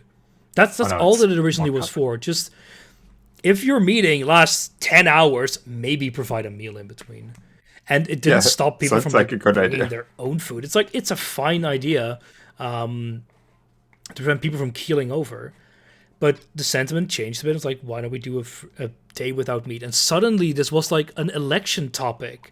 It's like, should you control what people eat? And during a debate, a question was, should people be allowed to like eat a meat sandwich? And you're asking these political party leaders this, and like, some of them gave the like... Yeah, because people are stupid, Nigel. People are just stupid. Because I was thinking about something earlier that I then compared in my head to... Imagine you just go out on the street and you're like, okay, we have a problem with like things, and we might need people to please cut down on their meat consumption a little bit. And I can already hear the fucking reeing from everyone. Our meat? Or could you ever ask us to reduce our meat consumption? Can't find the actual quotes. What's your rockball? I'm feeling a bit cocky, but no. But it was so stupid. And like one of like the P van de A said something like, they were all giving these weak sauce answers, like if people want to do it, they can just do whatever they want, which includes forcing people eating meat. And it's just like, it was such a weird discussion how you have like, we're talking about important stuff like the environment and stuff, and then it suddenly goes about, should you be allowed to have a meatball sandwich? And it's like, and of course, the populists went ham and go like, no one should block these people if they want to eat meat. Sorry. They just went ham and just kept going about, they were like of the opinion that having a vegetarian day basically is evil. You're forcing these poor people to consume non-meat products. And it was like they made this whole thing about it, and nobody gave a shit. But they were there spouting, and they forced these questions into debates, and all the left-wing parties were like, and all the mainstream parties were all like, just let people do what they want to do. If a municipality votes against this, whatever, we don't care. This is not a relevant thing. The national government has, like, their debates have a meat-free day, but they've always had like plenty of options, because we also have like religious alternatives. Because we're not gonna like tell you fuck off. We're not gonna serve you, kosher or halal food. Actually, fun fact: That's most not of bad. It's just most of the meats served these days is by definition halal, or kosher. Well, mostly halal, to just avoid discussions there. At the airport where I worked, all of our meat was halal. pretty bad. So, but well, that's the discussion between is halal meat production ethical and the acceptance of people, their religions, and there's no. Notice that I don't think so. Oh, I think it's kind of stupid, but it's like it's just. I mean, here in Germany, we have decided that mutilating male kids' genitals is fine, as long as there's a religious, in quotation, reason for them.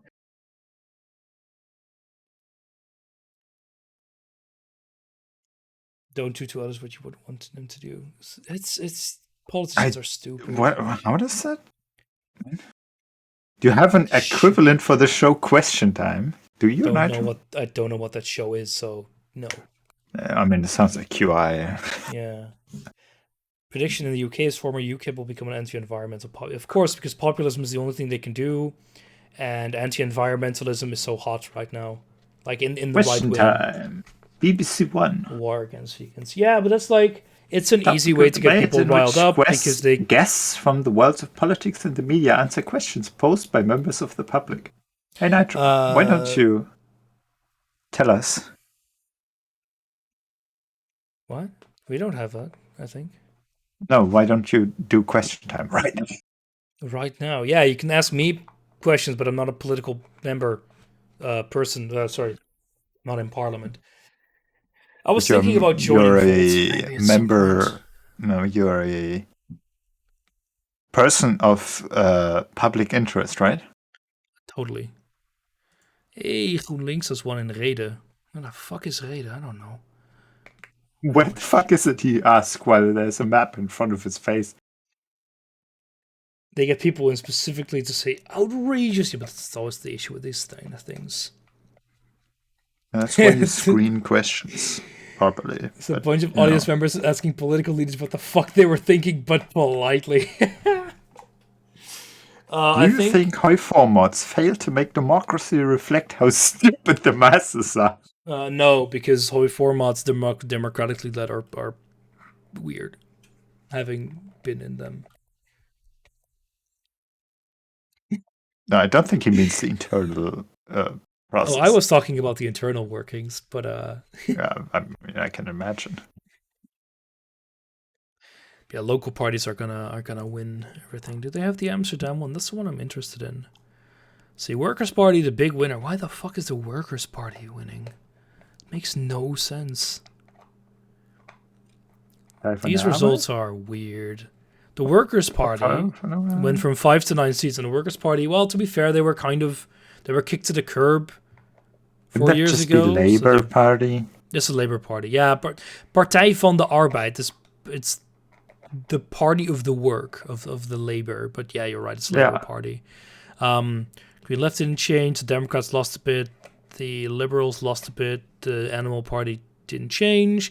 The Woke Party gained a bit. The Commies lost a bit. Nothing really interesting. Forum for Democracy went from 3 to 1, which is always good. But Think went from 3 to 2. Think.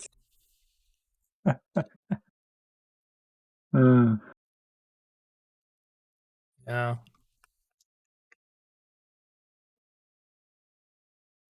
But I'm curious to see what the local elections say, unfortunately, local parties will be the biggest. But yeah, still sad there were new elections, because you can see the VVD would have gone. They would have lost like 4 seats or 5 seats right at the get-go. Same for D66, because they were like... The Democratic Party was one of the parties that went, oh, we're not the leading party, so it's not our fault, but we're going to fix everything. And then they got into government and nothing changed. And like, I voted for them in my first elections, and I'm like, I will never vote for them again. I'm like super done with establishment parties, because they're all a bunch of hacks. Because we had we've sat on our asses long enough, basically. What's the rank of most salient topics in the Netherlands right now? I would say the biggest one was the scandal we had with the subsidies for working parents, where people were fraudulently asked to pay back. Yeah, because it still hasn't been solved. Amazing. I mean, that's genuinely amazing. Right now the hot topic is the student loans as well, because they have changed the student loan system That's also been going on for 2 years. Yeah, but like now they've finally, like 2 years ago they said they wanted to change it back. Then they've finally done that, and now the details are coming out about the way they're going to deal with that, and it's absolute fucking garbage. Like, Jesus fucking Christ. So the way it works is that you pay for tuition here, and which is already stupid, because I know Bas is going to mention that, because you don't in Germany. Anyway, 2,000 euros a year. It's not huge, but still annoying. What do we not? Pay for tuition, university tuition. Not directly anymore, no. No, you do it via your taxes, technically. Anyway. Yeah, no, what I mean is you still pay things, but that is like administrative. Yeah, maybe not 2,000 euros a year. And rail and bus ticket. Yeah, we get that for free. Public transport. But regardless, you used to get a small stipend. It wasn't huge, but it was something. Enough to pay for the tuition and your books. So if you lived with your parents and you got free public transport, you were able to basically study for free. And that was nice. It allowed a lot of people to do it. If you lived away from home, you got a little more to pay for rent, but you usually had to have a small side job. But in 2015 or so, the government decided this is costing us all way too much money. We're going to stop this. No one gets anything anymore with the stipend. You still get public transport, but now you have to loan your money. And there's like... At the start, they pinned the interest to 0. So you didn't pay interest over any of this. And I thought, well... You actually just got free money. It's basically free money because you get the interest on it, whatever.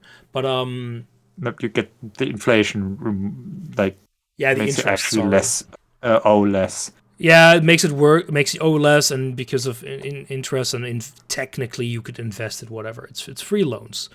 And then one thing they tried to do 3 years ago is say, oh, we're going to pin this to like the 10-year bond interest, which is like 5% or something stupid.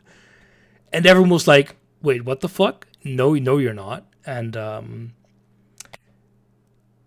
it's fine barcode, because the amount of money we get is inflation matched. Well, to some degree. But the fact that you don't pay interest over the loan is fine, right? It's better than the Americans, like 12 to 15% in interest. It's not inflation matched. Yeah. Anyway, so loans were like, the deal with the loans technically was okay, but the fact that it replaced the system where we got some amount free was annoying.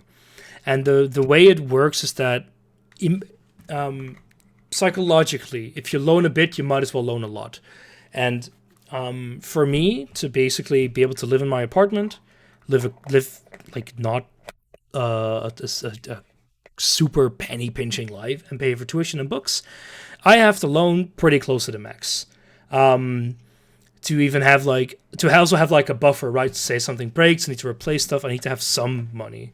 I worked for a while That means I had more space, but I haven't for the last 1.5 years because of COVID as well, because that's how I got fired. Well, fired, I didn't get my contract renewed. Anyway, loan system, it's shitty, but it's shitty for everyone. Everyone hated it because it discouraged a lot of people to actually start studying, because instead of being able to scrape by, especially if your parents didn't earn a lot, you now went to a shittier system. And fun fact for me, my parents didn't help me a lot financially, and you can have any opinions on that, but it is what it is. Yeah, my parents earned too much for me to get like an extra stipend. So I got basically the shortest end of the stick. And now the government decided, maybe that was a terrible idea. We're going to bring back the stipend system, right? The loans were there before and they will stay. So if you need more money, you can loan it. But you now get a stipend, which would have saved me about a quarter of my loan. Like $200 a month might not seem like a lot, but over 6 years, that's a lot of money. So, let's do some very quick napkin math. You get $200 a month. It would be more if you lived outside of your home, but whatever, 200 times 12 times by 6 years, that's 14,000 euros. Now, Baz, take a guess how much money the government wants to discount my loan by once. 400 euros? Okay, it's a little more than 400 euros, but it's 1,000. Okay, 500 euros. It's 1,000 euros. Which is very shitty. It's like, I understand that it's a lot of money to repay all of these students over the past years, but you can't just say, well, fuck you. You don't get anything. Like, I don't mind if you just strike it from the loan and I don't get it in bulk cash, whatever, but it's so shitty. Because if I just waited, I could have saved 14,000 euros over those years. And that's not a huge amount of money, but it's still like spread out over the time. But it's a lot of money. And the alternative, of course, is a study voucher. And the what do you say that again? Like the rules around using that voucher are idiotic. You can use it only after you finish your last degree. You can only use it 5 years after, but within 10 years. What? And it's like 2,000 euros, which is not terrible. Wow. But it's like, at that point, your education is probably going to be paid by your employer. Anyway. So it's virtually worthless. And the thing is, I already was going to get these vouchers. Now I just get another one that I won't use. Well, I think I can choose between the $1,000 of the voucher. Fucking garbage. Horrible. You don't need to pay until I have a job. Here, the repayment amount per month is very low. If you don't have a job, it's based on your income. I think the minimum is like $5 a month. Why do you have to repay something when you not even have a job? Because I think here you don't have to repay your student loan until you make like 2,000 brutto. The minimum amounts are fairly low here, so if you don't have an income, you pay like $5 a month on your loan, and after 30 years, it gets defaulted away. Yeah, it's like it's super shitty that they basically, and it's even worse because the year after I started, they decided, we kind of created a very large barrier for people to enter university. We will discount the first year of your tuition by 50%, but we're not going to give it retroactively because it's only your first year. So I also missed out on the 1,000 euros in that way. Because the government just doesn't give a shit. And this is why I will also never vote for the VVD. Because they're the party that started this whole fucking mess. Because to them, it's a way to get more money at the bottom of the line. You're not spending less as a government, but because it's a loan, it's more financially beneficial and stuff. But it sucks so much. Like, financially, I'll be fine. I'm going to do a PhD. I'm already going to get paid. I will be fine. But there are people for who it won't be fine. And the fact that the government have to pay your money to stream. And the government just spitting in your face and saying you better like it because you're not getting any more. It's just so insulting. No, and the party's basically be grateful, you lazy grateful bum. for that $1,000 that I get instead of the 14,000 or more that I would have been entitled to otherwise. And I just, it's just the people that made these plans that actually went, oh yes, this is the money you get and nothing more. And they went, this is a good plan. Or most likely they went, this is a shit plan, but we don't care because I'm a VVD'er and I'm rich and I never loaned in the first place because my papi and my daddy and my mommy paid for my entire education. Like, everyone has... everyone has that, right? It's not a problem, right? If you can't pay for it, you're just a lazy bum. And I hate that so much. They pay you money to stream. Reminds me, I'll probably do your weird Final Fantasy shit tomorrow. Oh. Actually, did you want to hear something more happy? Go ahead. I got my work contract today. Wait, you mean you're done with your education? You're like probably No, working? but for when I'm done with my education. Oh, nice. So you're actually going to make more money that you don't know how to spend. Yeah. Here's my advice. No Lego. And no authentic consoles either. Hey, those are both great. No, the third option obviously is the return of Star Wars streams. No, Patreon. I've got that nice PS5 tier, just waiting for the birth Patreon. Oh man. No, my I don't know how much my netto income will actually rise, but my brutto is more than doubling, so... Nice. Maybe you can move into a proper home. Why? Why would I? I know you don't need to, so... It's like, do you know how much that would cost me? Yes. A lot. Exactly. It's the same, the housing market's fucked everywhere. Why would I do that when I can just live here for like 200 euros and... Poor people piss me off that you just pull them up by the bootstraps, but you don't have any boots, so whatever. You start nailing chemical weapon recipes on cathedral doors. Oh man. The thing is, I like being politically active, and I like ranting. The thing is that the impact I can make here is very minimal, but I might join Volt or something. I wouldn't mind. Like I said, I would become a politician. I could actually become like a worthless contributor to society. But fantastic, just earn fat stacks and do jack shit. Yeah.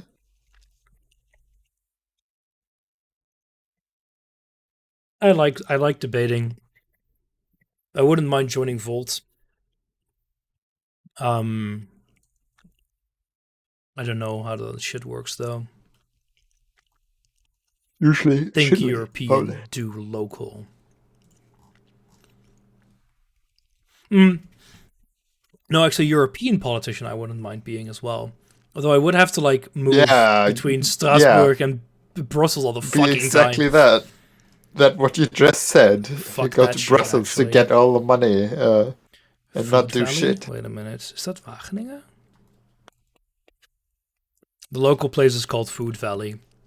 So I think that's actually a local. Why? I don't know. The train is Stukky Wukky, Finboy. Yeah, I like trains. Trains are nice.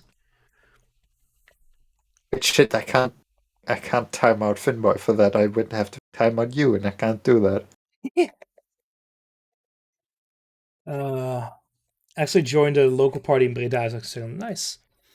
Thing is, local politics don't interest me because, as far as I heard, it's all squabbling. I would rather join either European or national. And I would rather join national. Yeah, but because you need European to get there first. That's the problem. Oh, yeah, but like, you can do that.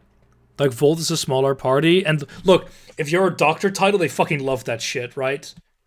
Like, they love it. You're a doctor, and you're gonna, like, lead... They eat that shit up, man. You're a doctor of physics, you know your science. It's gonna be great. You're not a doctor of physics.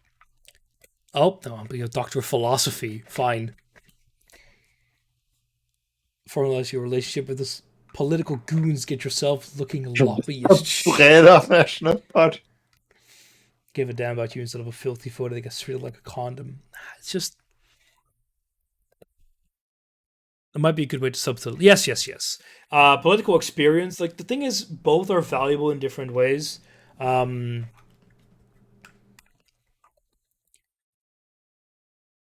are valuable in different ways, because on the one hand, you can get experience with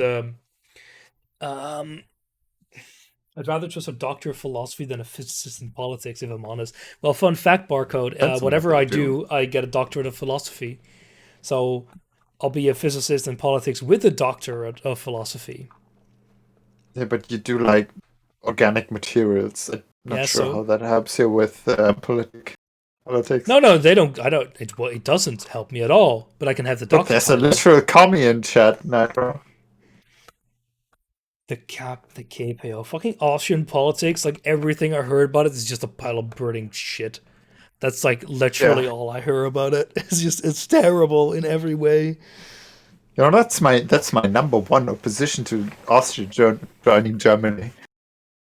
Their political landscape seems to be even more of a train wreck than ours. So I'm not sure I want that here.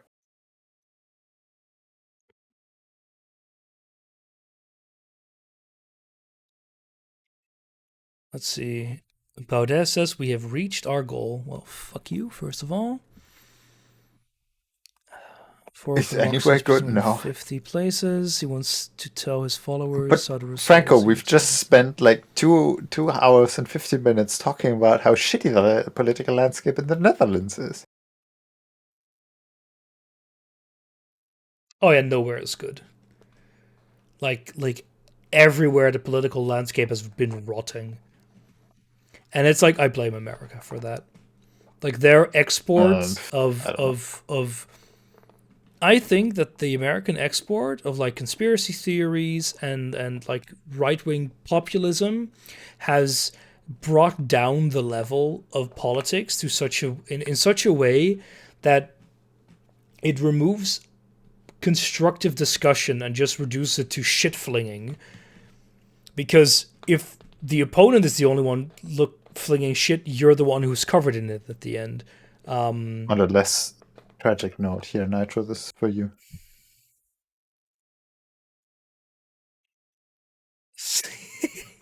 Look, fuck you. I'm working on it, okay? It's getting better.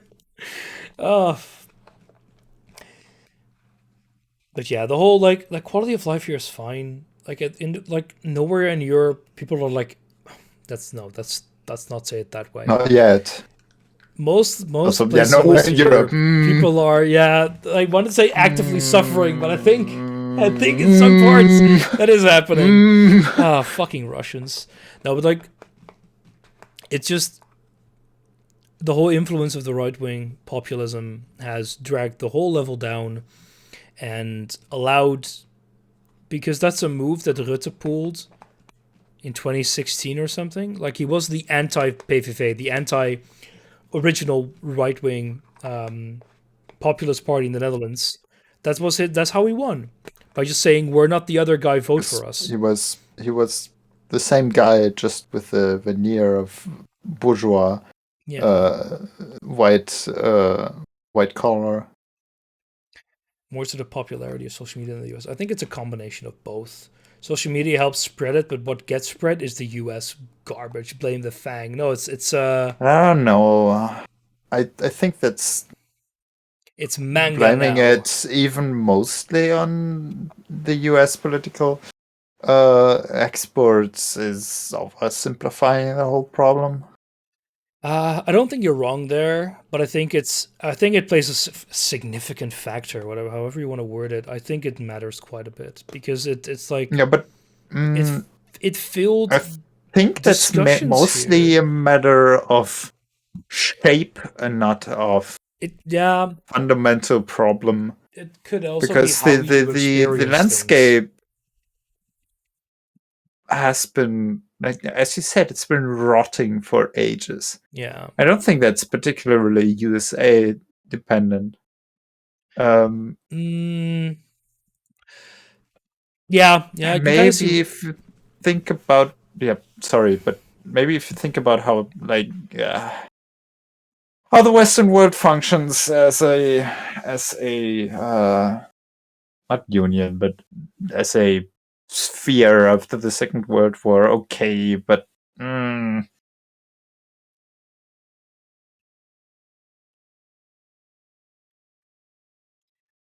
don't know. I just hate the current political climate and participate. Like, I used to actually watch debates a bit, but I just don't. It's just so useless. no. If you want debates, you go to the Brits. Oh yes. Yeah, I wish the VVD was as. I think the VVD was as incompetent as the VVD, but unfortunately not. Twitter is terrible. But Franco, the whole that was not an educational video about critical race theory. It wasn't a video about the conduct of critical race theory in America. Because but it's John Oliver. If you it's also John Oliver. An educational video from John Oliver. It's not you're education. going to the wrong thing. Yeah. The thing is, John Oliver can make decent videos when they're like very obviously informative. 10 years ago. 10 years, they were older, were better, and they're more like infotainment. They're not really educational. There used to be info in them, but these days it's like it just seems because America is like even more polarized than Europe in those regards. Quite a lot more, I would say. Yeah, that's just America. That's it. That's America. And you dunking the libs, or whatever. It's a video someone sends you on American TV. As you can turn the video off, you're missing nothing. No, it's fun seeing like some of the morons on American right-wing television advocating for Russia and supporting Putin. It's great to see how absolutely off the rails they are. Like Matt Tucker, or whatever his name is. Tucker Carlson? Like, Tucker Carlson, yeah, the Russian government saying show him as much as possible on Russian television because it shows the Americans like us, basically. Hot take, everything Barcode says is propaganda. Everything Barcode says is propaganda. Full stop. You're close, actually. Oh, James Corden could die in a fire, metaphorically speaking. Has Wageningen done its thing yet? Darn. Bunnik P21. What the fuck is P21? Probably penis. No. Wow. All right. That's not what I was expecting. I can't possibly fool someone as smart and intellectually giant as you with flattery, Baz. Hey man, I don't even have a PhD, or a master, or a bachelor, so I'm not very intellectually He's giant. A master of nothing. Certainly not a master of science. Indeed. So I'm just an angry guy on Discord. I'm very annoyed that I can't see like the overarching results yet.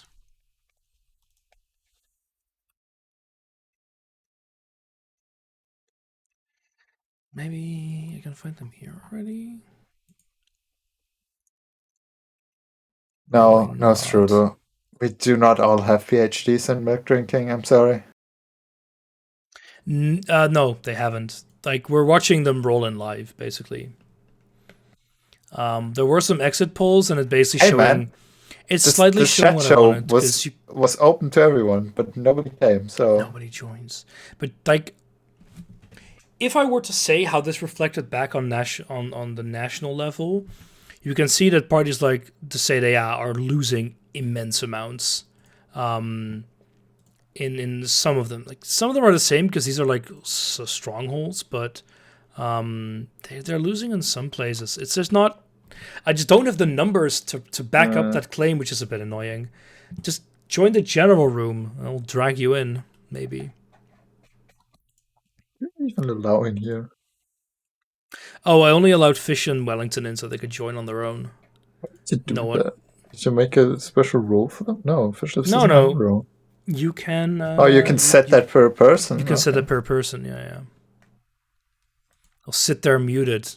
Yeah, it's like you can mute the stream and listen to us via Discord. What a difference. Hi, Goose. Tell us on stream your opinions on the Dutch royal family. Get the guillotine, baby. Of course, kijk with 3 exclamation marks is very important. Kijk. Kijk. Oh, where's Andrew? I think he drowned in mayonnaise. I hope not. You have a party actually called Senior... Oh, they fixed it. Nice. The Senior Party. Progressive green. Hey. You know? Kijk. Kijk. This is basically a call-in show, but with more decorum. Yeah, I know that our opinion is that's basically not wrong, same. but nobody is calling in. This is another fun thing, right? So in a lot of local levels, the Labour Party and Green Left and the Green Party are basically joining. People have been advocating for this on a national level for quite a while because they're just like they're just not cutting it alone, and combining them, combining their 8 with their 9 seats with 17 would bring them, third biggest party. But they haven't done that yet on the national level. Oh yeah, Jesus leeft. It's just so good. They are hyper religious, and the thing is, these are capitalized because they're abbreviations, right? No, their name is just always all caps. It's so tone deaf. It's amazing. But you don't have to listen to yourself, Barcode. And I hate my voice. I absolutely despise my voice, and I can be on here. Look at their logo. Yeah, it's slaved. It's so stupid. Jesus saves. I think this is in Wageningen. I think I've cycled past this place. Maybe I haven't, but it feels familiar. Oh, no. It's so stupid. Oh god, it looks like a fucking ball. Yeah, it has never won anywhere. They got in 2021 in the national elections, they got 0.05% of the votes on like the whole country. It's great.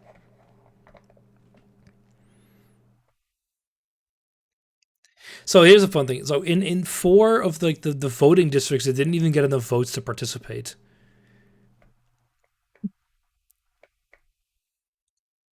That's the really stupid part, because a lot of some parties just don't get it. Led by Florence. That's currently... Florence van Desbeek. Nee, Joop van Ooyen heeft het opgericht. Oh god. Jesus lives. It's just... I'm pretty sure it's been dead for like 2,000 years, but alright. just God. that beard. It's just so terrible. Oh, of course, they're anti-European Union. What was that? The European Union was? Jezus leeft, wil aardgas blijven gebruiken en gedupeerden dubbel vergoeden. Jesus lives wants to keep using gas and compensate the people who have been what do you say that, like What? Jesus. It's just so stupid. So something about De pornography EU there. heeft Nederland opgezadeld met een klimaatdoel. Yeah, Coffee Een van de shops, doelen is dat stuiten wij en de stikstof... prostituten. this is pedophilia pedophilia and and porn pornography. needs to be banned. But I can't click on this. I can't like select this chapter to actually watch it. Why is it so bad?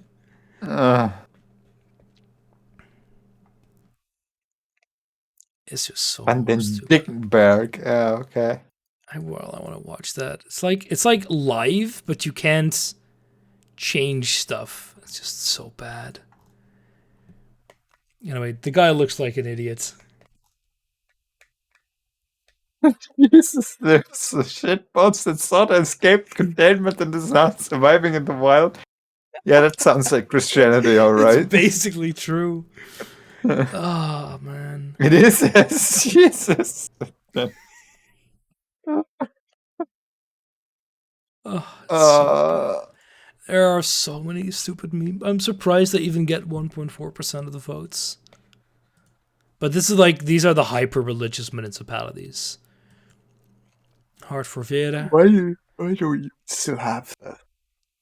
I thought it was still, like 21st century. The ERC results aren't in. So ERC. sad. ERC. Now the SGP, which is like the biggest in these parties, they are proper Bible thumpers. They are Gereformeerde partij. Staatsgereformeerde partij. It's how do you translate that even? It's like state reformed party would be the literal translation, but yeah. how you do it? Yeah, it's a reformed political party. Let's go and click on German. Just doesn't mean much. Click on German.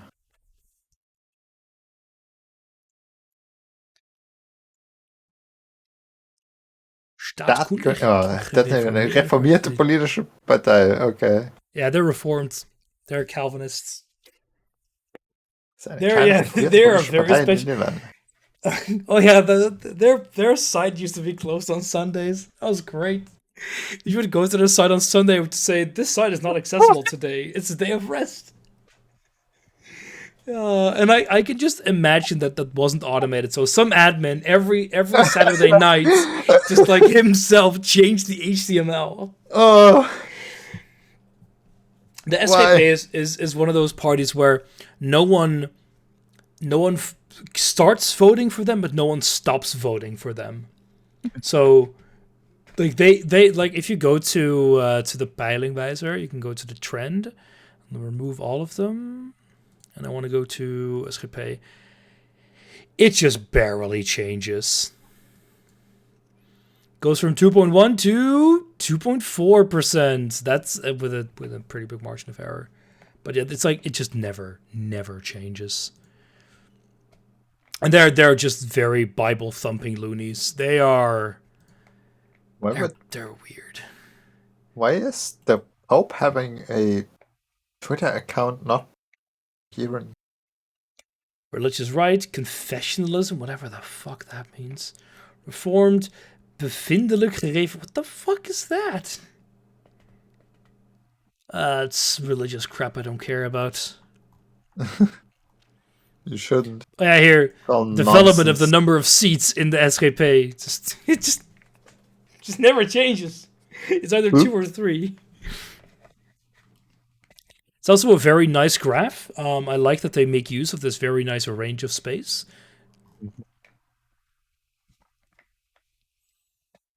Yeah, it's just really. Oh yeah, here this is the Bible Belt. It's such a nice picture because it just perfectly shows you the Bible Belt.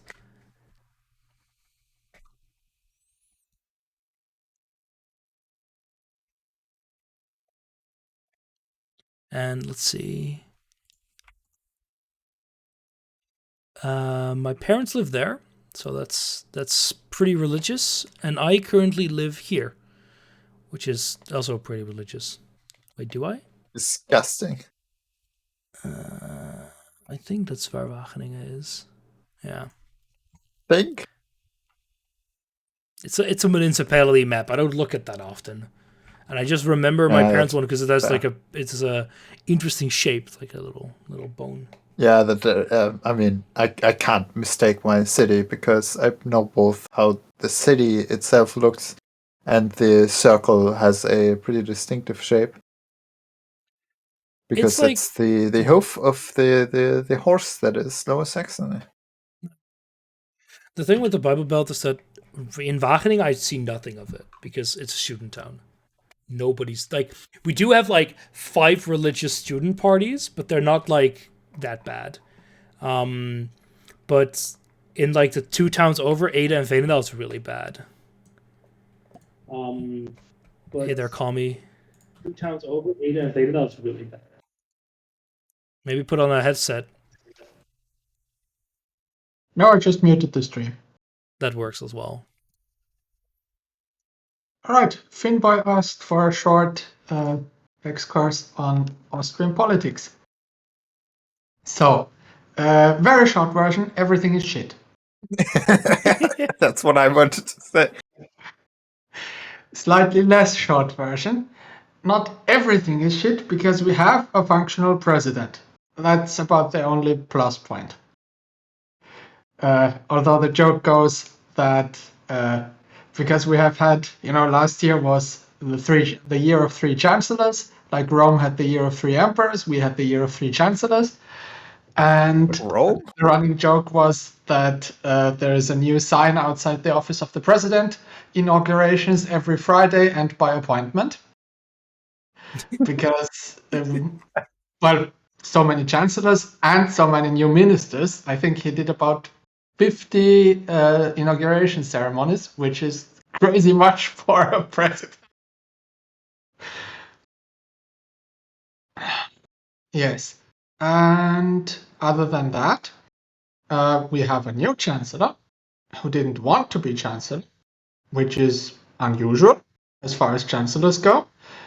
And he's only doing the job because our previous chancellor managed to get himself run out of office for corruption. Yay! Was that the right-winger that got run out? Like the alt-right guy? Right-wing, because, right-wing people have convictions and ideas. They're not necessarily good, but they have ideas and ideals. Kurz didn't even have that.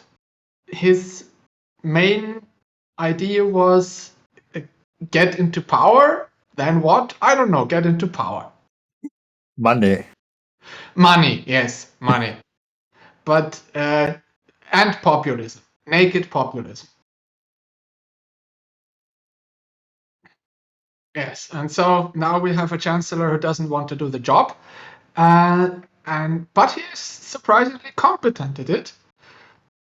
And, mainly because we're back to federalism.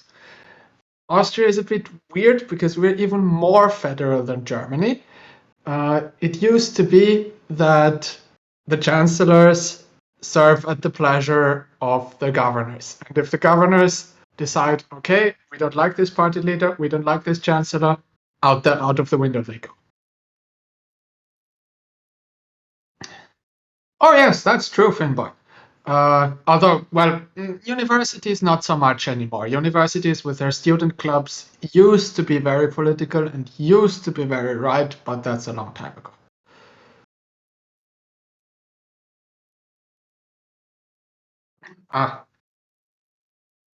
Yes, you can see President of the National Council, Sobotka. Horrible person.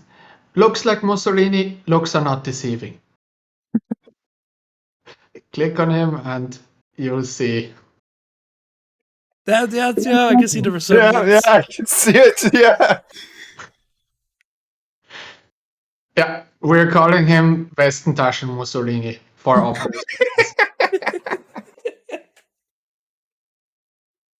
And now, because he is he is leader of parliament, he is supposed to be leader of the special committee, which is supposed to investigate the corruption scandal of the previous chancellor. And he doesn't see anything wrong with that. Like, any normal person would say, okay, there's an obvious conflict of interest. I'm going to resign. He says, no, this is my duty. I'm just going to do this.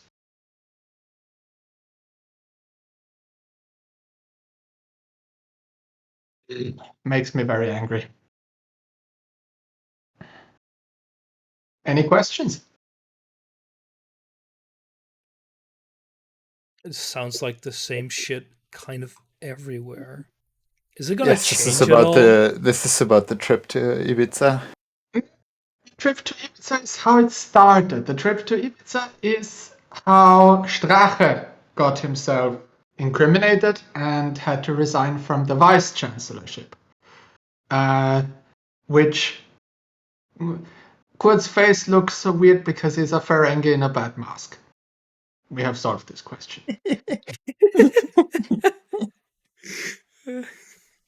I will never get over that.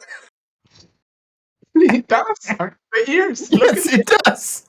He does. He's just trying to be Grant Nagus. It just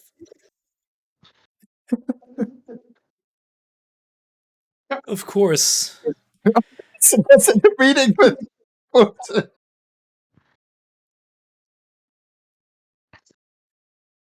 Oh yes, he's also a good friend of Putin.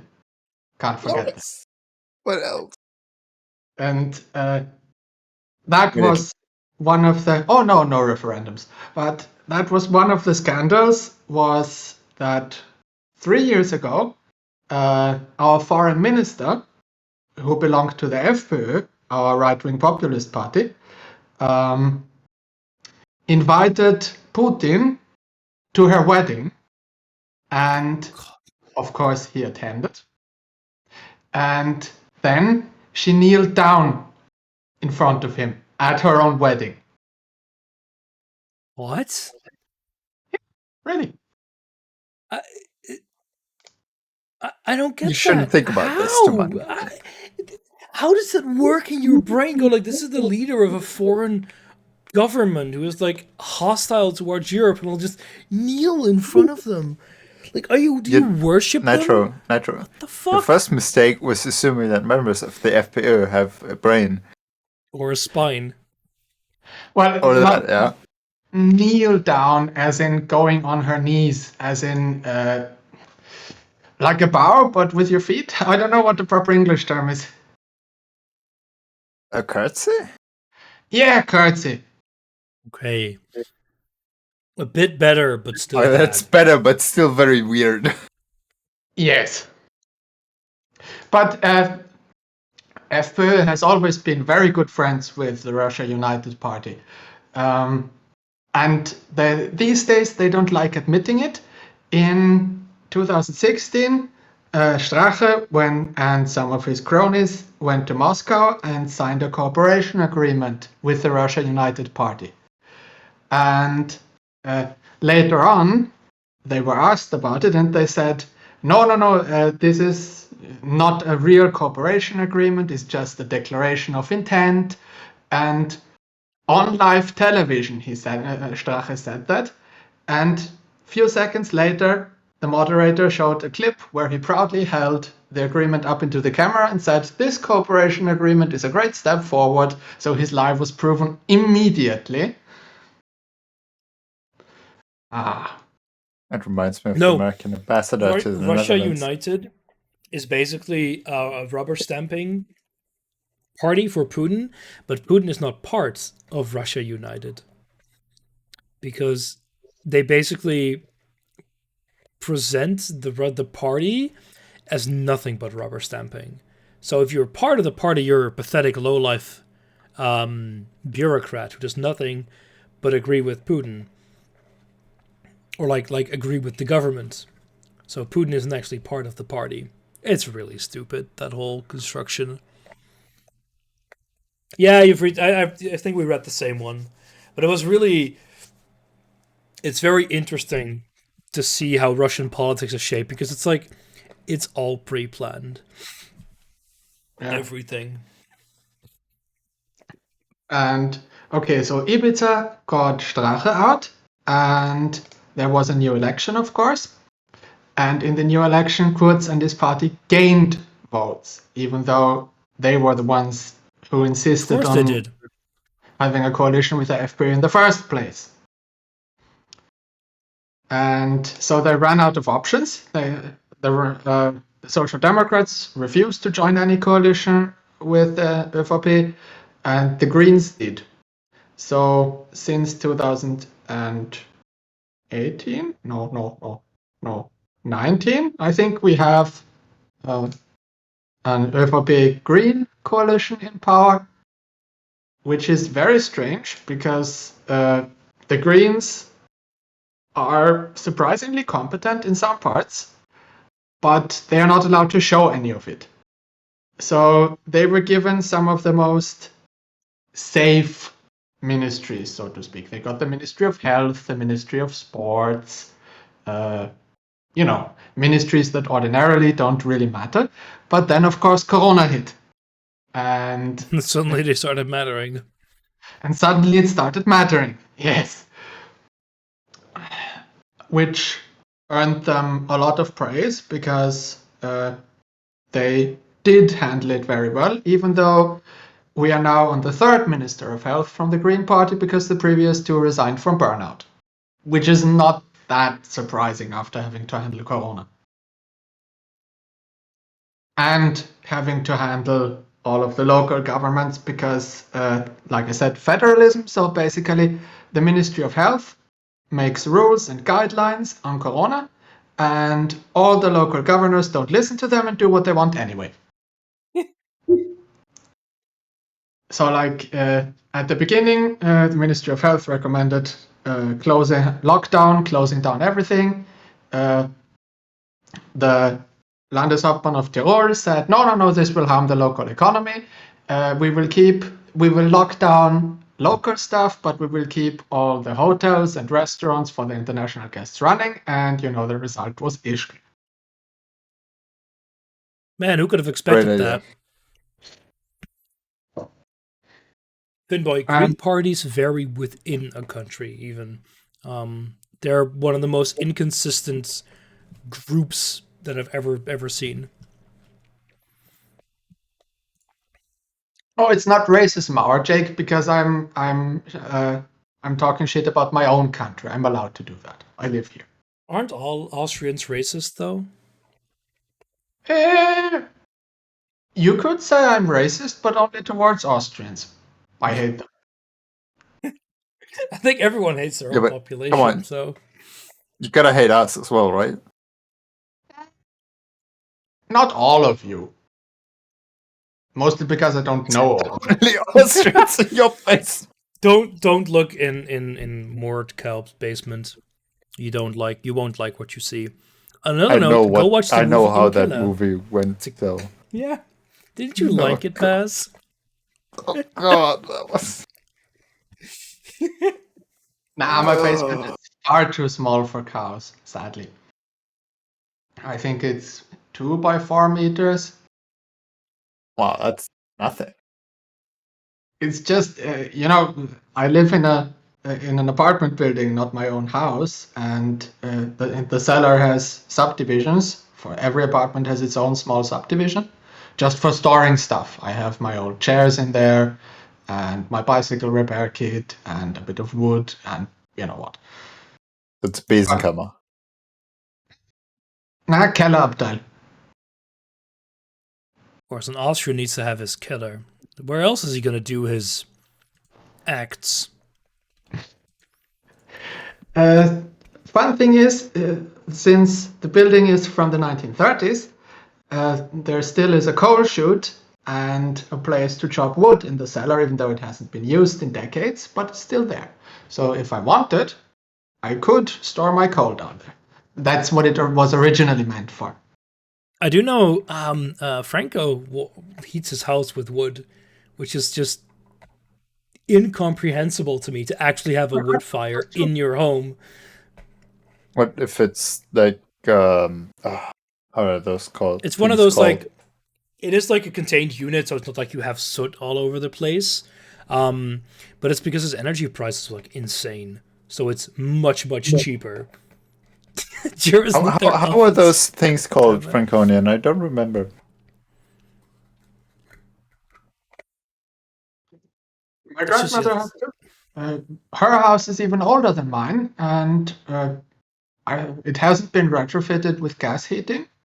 I suppose she could, but she would have to pay for it herself. So she just uses an oven, and she has her cellar is full of wood. I'm glad I live in a modern country. But then again, I live in a modern quotation marks No, no, country, it's- and we're heating with it's a gas. modern Yay! country between quotation marks. It's not really real, you know. You haven't had a real government since the last Reich, you know. So technically, you're a Reichsbürger. Well, my country is called Reich, so I suppose I'm technically one too. That was very old. Yeah, I mean, I know. I mean, you find very old. It looked old. It creaked a bunch. There were all these stray cats around. Like our gas heating went 150 years. Yeah, that's very old. Our gas heating went through our thing Mortgal said, like for the actual oven to shoot. Uh, The cool Water shoots. Or what? Durchlauferhitze? No, I mean Schornstein.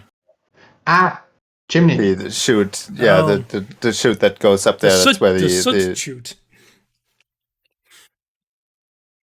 that's where a lot of the gas heating stuff is laying through. I should have 2 chutes.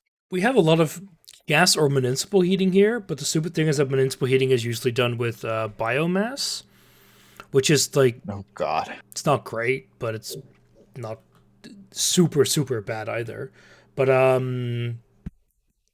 my heating situation is pretty weird because I pay pennies here for my electricity and other stuff. So yeah, my energy bill is negative every year, and I don't know how, but I don't care. I don't yeah. really have to heat because it's a good house from the, as I said, from the 30s. So it's built with bricks. Walls are half a meter thick, so I don't really need to heat. My neighbor turns up the heat, and that makes my apartment warmer by 2 or 3 degrees. Only when it's really, really cold do I have to sometimes turn up the heat. And in summer, it's 23 degrees inside, even though it's 36 outside. 30s is good. This house is from the 20s, and as one might expect from the 20s, there was a little bit of cheating involved. Corner And, cutting. Right amount of corner cutting. sometimes when you try to, like, I don't know, put a nail in a wall in the ground floor, you can't, because what's in there isn't bricks or anything. No, it's just literal stone. But very, very, very good building material, but trying to get anything into the wall is just doesn't work. I remember my old school. My old school building was still from the age of the monarchy, so as wall insulation, there was old straw in it. Yeah, Oh God, we had that here as well. that's a Sometimes when nice, it was nice damaged- fire hazard. So, when was that? 2 years ago, I think. Here in the ASIC flat that I'm in right now, where nobody lived back then, the water hose that was connected to the not basin, like the thing where you wash your hands and Sink? stuff. Sink. In the bathroom, no, in the bathroom. The wash table or Bathroom something sink. like that. I guess. Anyway, that hose, the pipe there burst, and yeah, there was a lot of water. And of course, it went through the floor. And since this is a house from the 1920s, the floor was full of, straw and stuff and whatever they used to put the damming in there. And that soaked up a lot of water. So what they had to do, the craftsmen, they had to basically like rip out the entire floor in the main hallway up here and put in a machine that dries out the air, and that had to run for like 4 weeks to make sure that the floor actually dried out. And it was very loud. Yeah, that sounds horrible. Very loud. Thankfully, the person who lives under this is away on like teaching things a lot to Switzerland. So she was like, all right, I'm going to be gone for the next month.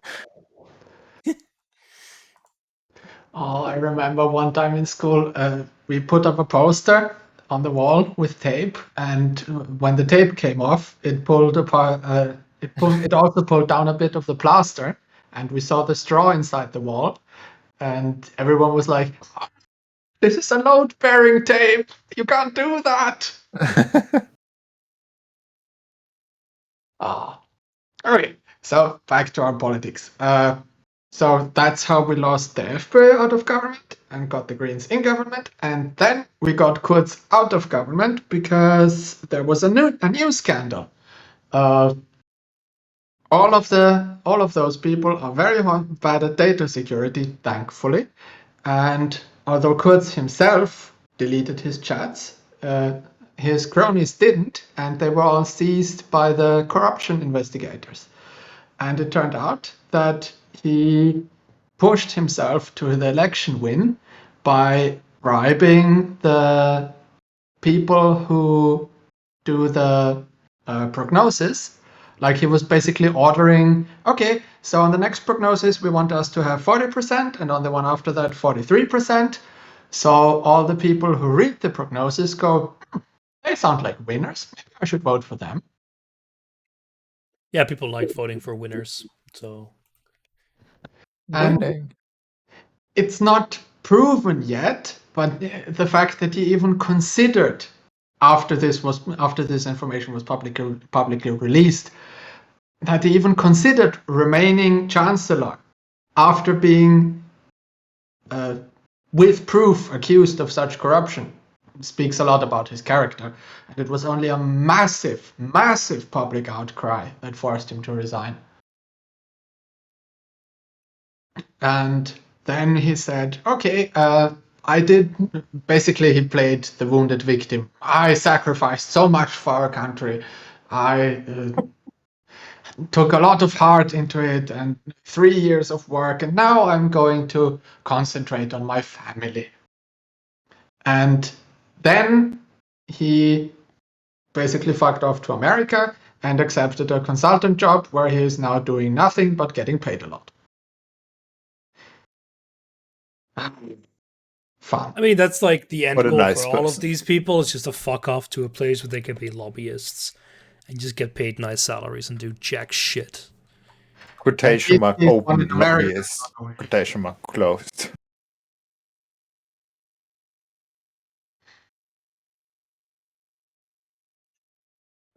But yes, so his chancellorship was a bit odd because previously everything ran on a party level. I mean, actual party leaders were relatively powerless because they had to contend with the local governors and the provincial level party leaders who held most of the power. And Kurz was the one who sort of got rid of that.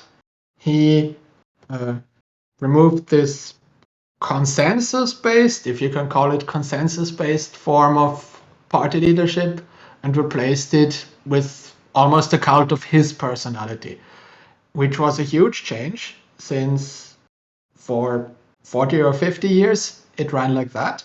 And he was the first one to make person politics about the person rather than the party. Not necessarily any sort of ideology or even ideas, but just party membership. Like, party membership was very entrenched for a long, long time. We had a system called proports, which meant that basically all major jobs are divided between the two big parties. Like every red minister had a black secretary of state, every black minister had a red secretary of state. All the huge state-owned enterprises had this sort of dual leadership. So every post, even not necessarily just the big posts, every government or government adjacent post was dual with a social democrat one and a conservative one. And he sort of broke that up too by just naked power grabs and putting cronies everywhere. But previously the system was sort of respected. Even if one party was at the moment dominant, they respected because they realized that maybe one time the other party can be dominant. So there was a mutual level of, okay, we have our arranged seats, you have your arranged seats, but he just tried to grab everything for himself. Which, strangely enough, we have to be grateful for, because it broke up this system, and now we can actually start assigning positions based on competence instead of party membership. I know this is probably not what's going to happen, but a man can dream. Yeah, could hope for that. But that whole replacing by a cult of personality thing is something that happened in Forum for Democracy here as well. Like in the party itself, where the leader tried to do that, and it basically split up the party into his super loyalists and the people who like weren't comfortable with the Führer at the top of the party. Thankfully, they're not in government. But you weren't so lucky. But this is one of the things where I'm very thankful to have the Greens in government and not the Social Democrats, because the Social Democrats are the ones who instituted this system, and the Greens are actually trying to sort of get rid of it. Previously, it used to be that all high-level jobs are, well, of course, they have to be publicly announced. Candidates have to announce their candidacy. Yeah, the normal progress you also have for government contracts, so people apply like a normal job in theory. Yes, but previously the job requirements were basically tailored to the previously arranged candidate. So they would define the job requirements so that only really one person had a chance of getting it, and that was the person that the parties had previously arranged to get it. Yeah, you see that a lot. I hate it. The Greens are actually trying to get rid of that, and they're trying to make it open and fair. That these they are trying to standardize the job requirements, and they're trying to make the hearings public. They used to be closed. Even now, you would think this is the sort of thing that hearings for top-level government jobs should be open to the public since 50 years or so. Nope, still closed up until, well, last year. I mean, if the thing there is that if the system is working okay, not having such a level of supervision could also slow things down in bureaucracy quite a lot. And when the system is working okay, I don't think it's. I don't know if we have this in the Netherlands to the same degree you do, but we don't have open applications. I don't think they're per se would be adding much. But in the current day and age, with like digitalized shit, I think it's easy to do this, especially for, like you said, the higher level jobs. Let's make it public. Easy to do. Yeah. And of course, what the Greens are also trying to do, and this is because the one thing that they negotiated a victory from the coalition negotiations was they managed to get the Ministry of Justice. And the current Green Minister of Justice has been in place for 3 years. She has kept herself out of the media completely. She has done no grand statements, no publicity stunts, nothing. Instead, she's just done work, good work for 3 years. She has split up the corruption investigation agency. Previously, it used to be directly subject to the Minister of the Interior, not the Minister of Justice. She split it off and made it independent. So the head of the corruption investigation agency can no longer take orders from the Ministry of the Interior. And she has made a lot of changes in how the police works. Like previously, also police jobs were divided between the Social Democrats and the Conservatives, and she has opened up that a lot too. That's probably the one victory the Greens had in these 3 past years. Oh, and Finboy, no, this is all jobs. Basically, well, up until last decade, all government jobs were given out on party membership. Even if you wanted to become a school cleaner, if you didn't have the proper party membership, you had no chance. Yes, like it was known, like if the school director is a Social Democrat, all the lunch ladies, the school cleaners, the teachers, whatever, they have to be Social Democrats too. So that's actually retarded. Jesus Christ. Yeah. So yes, formalized cronyism, but like I said, on a split basis. So like in a small town, you had a red school and a black school, and everyone knew what everyone was, but you weren't allowed to talk about it. At least publicly. That's really weird. It's very similar to, I think the Netherlands had a period like that for verzuiling. We had pillarization, yeah, for verzuiling. The thing is, like, that's a relic. And, like, it was mostly religion-based. So I can, like... The thing is, it's not like the political party was where it started. It started with religion.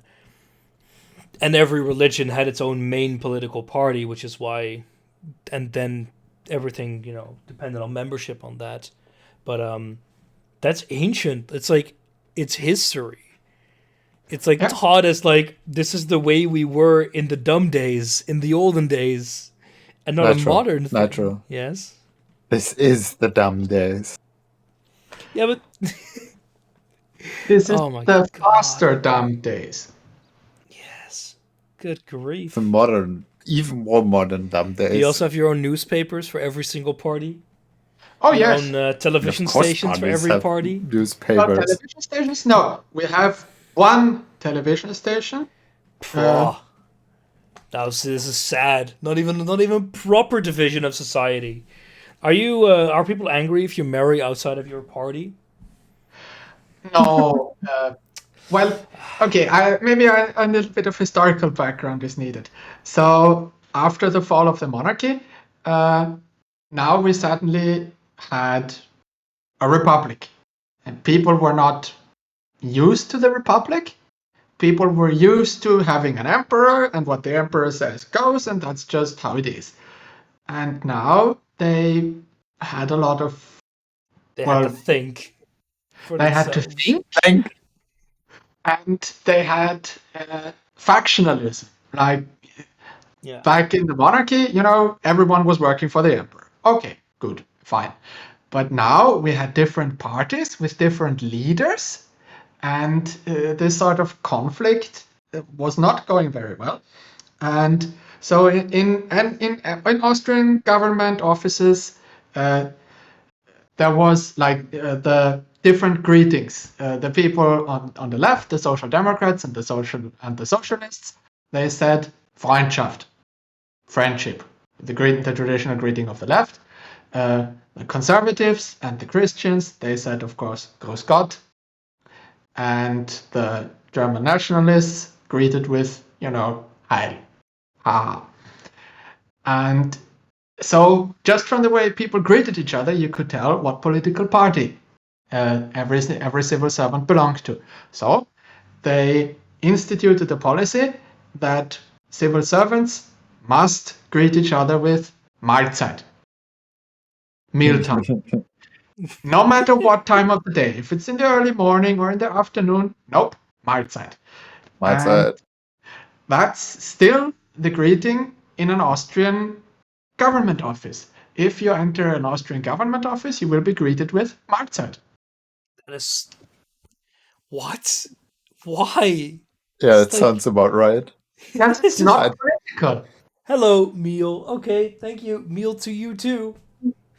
A mealtime. That's a perfectly normal. It's a perfectly normal greeting everywhere. Just usually used when someone is actually eating or probably about to eat. No, even that's like hello, meal. It's like mealtime. Just as a greeting. It just makes no sense. Yeah. Oh, what's you're the eating problem? mealtime. This is just. Yeah, Mahlzeit. Oh my god. It's just normal. Oh, Greeting. I don't see the problem here. it explains a lot about Austrians and their function Hey, or man. lack thereof. Hey man, we do that up here as well. Just That's also when weird. when it's actually mealtime. Yeah, then it's a bit. Then it's slightly better, not very. So, Oh yeah, this that's, the presiding was that Gustav supposed- mentioned as well. was supposed to sort of get over the new divisions in society and forge one Austrian Republic. And of course, as you know, that failed. So after World War II, with the new republic, they tried this new division system, like the conservatives and the social democrats. Of course, the nationalists were out, of course, because they all joined the Nazi party. So we only had two major parties left, conservative, social democrat, and they divided society in their two spheres with negotiations between the other. But when you join a party, you are in that party, and your complete social circles are from that party. So you can even tell from where you live, like the working class districts all have SPÖ, local SPÖ offices, and where your workplace depended on your party membership, your leisure time activities depended on your party membership, even the car rescue agencies. Like Austria has two car rescue agencies, Auber and what's the other called again? I don't remember. This is the exact same as pillarization, like Yes. having your own tennis club for your religion. No, it's the exact same, yeah. But not religious based, party membership based. yeah, but so we had the same with them religion, and it went even further because everything was divided along those lines. The TV you watched, the people you married, just like you said, the social circles, basically everything. And like Gus said, the Belgians were even dumber because they also had it divided along the language you spoke. Yeah. But over here, it was very much, party-based and social status-based. So the middle class and the peasants were conservative, and the workers were social democrat. So, but this division sort of broke up around the turn of the century simply because there isn't a working class anymore. There are still people who work, of course, but they are no longer identifying with the working class. And all the party memberships is also decaying. So most actual contributing active party members are now retired, over 60. So for the young generation, my generation, party membership simply doesn't matter that much anymore, but it used to be absolutely unavoidable. If you wanted a job, you had to join a party. Doesn't matter which one, but you had to join one of the two. Yeah, because otherwise you're just screwed. Like from the village my grandmother is from, about 5,000 people. Every election there was one vote for the Communist Party, just one. Everyone knew who it was. It was one of the younger teachers at school. He was, of course, member of the Social Democrat Party, otherwise he wouldn't have gotten the job, but he still voted for the Communist Party. Everyone knew who it was. Everyone avoided him like the plague. He was a complete outcast. Horrible. To be fair, to vote for the commies, you have to be a bit insane. So I can't blame them there. It's actually one of the founding parties of the Republic. The Second Republic.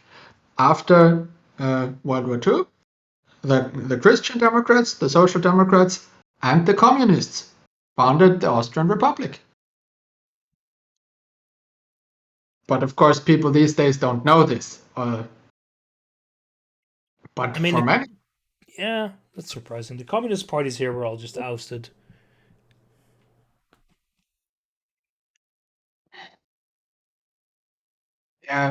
Stalin tried to influence us, but the Austrian Communist Party distanced themselves from him pretty quickly, and then they sort of withered away because they were not included in the two-party system. Were they always also like a minority party? I can't imagine they were ever like sizable. Oh, they got 12% at the first free election after World War II. Not bad, but it's like it's also only 12% in a three-party system. What did the KPD get in 49? They actually got a pretty sizable chunk as well. 5.7%. I don't think the communist parties in the Netherlands. But then they got banned, and yeah. Oh. And they recently managed to get themselves elected the mayor of Graz, second biggest city of Austria. That I do remember, yeah. Everyone kind of Because the noticed commies that. actually got somewhere.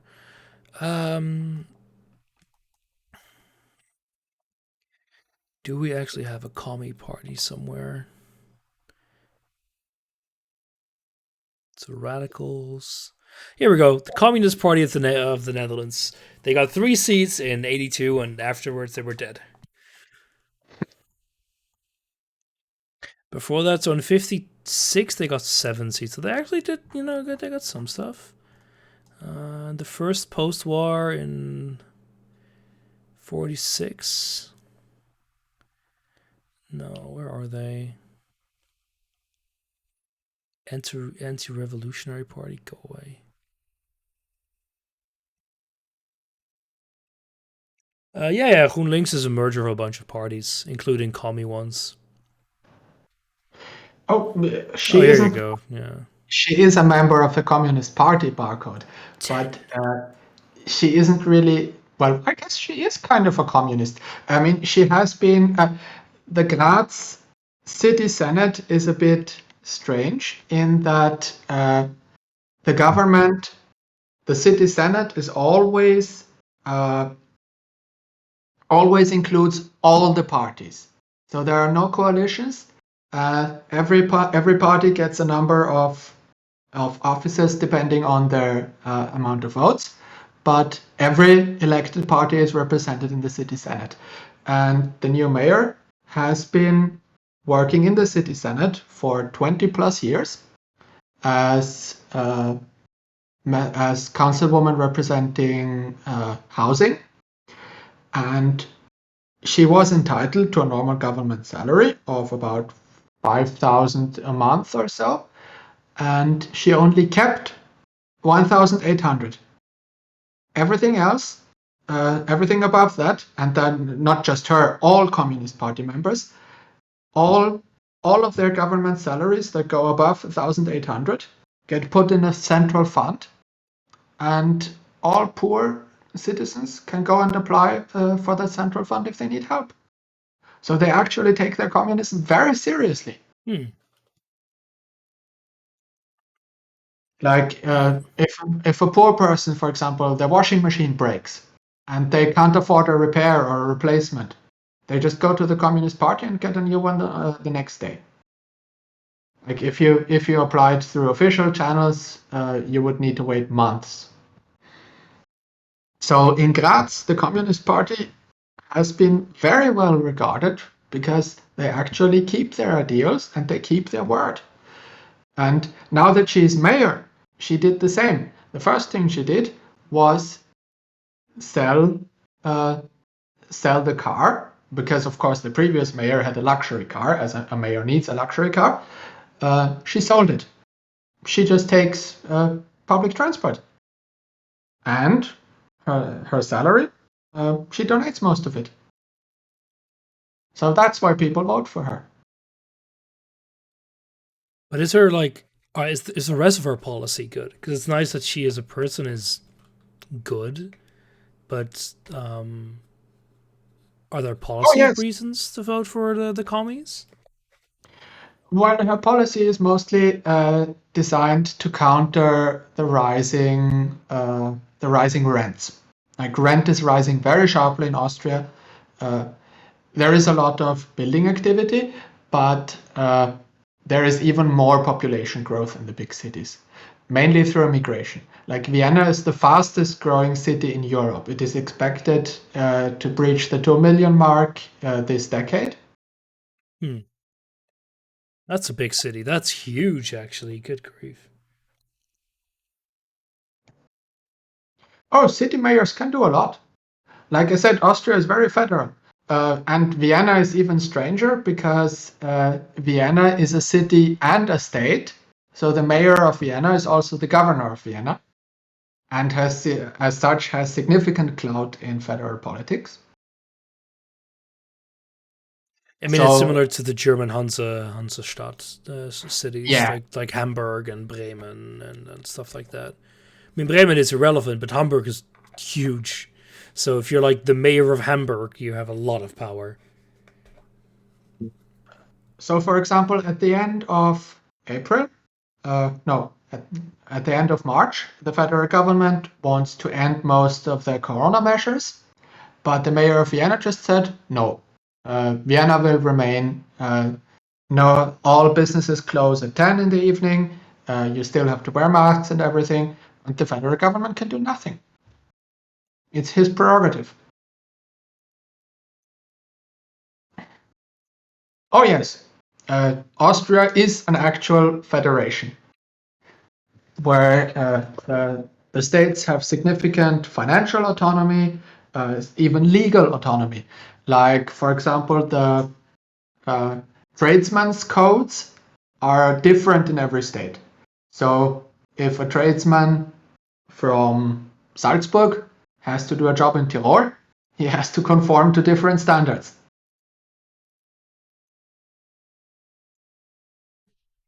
Which is, I mean, I get why federalism is a thing, but we often compare it to Bavaria.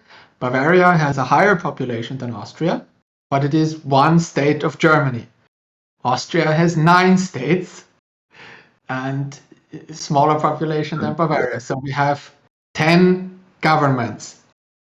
One federal government, 9 state governments with legislations and parliaments and everything for a country of 8.7 million. So that's a lot of expense for very little return. Don't look at Tyrol. Yes, don't look at Tyrol. Please don't.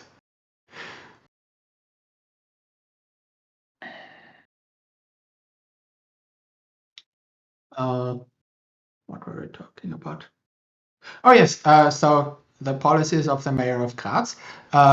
We have rising housing prices, and what she wants to do is no, the other one, not Südtirol.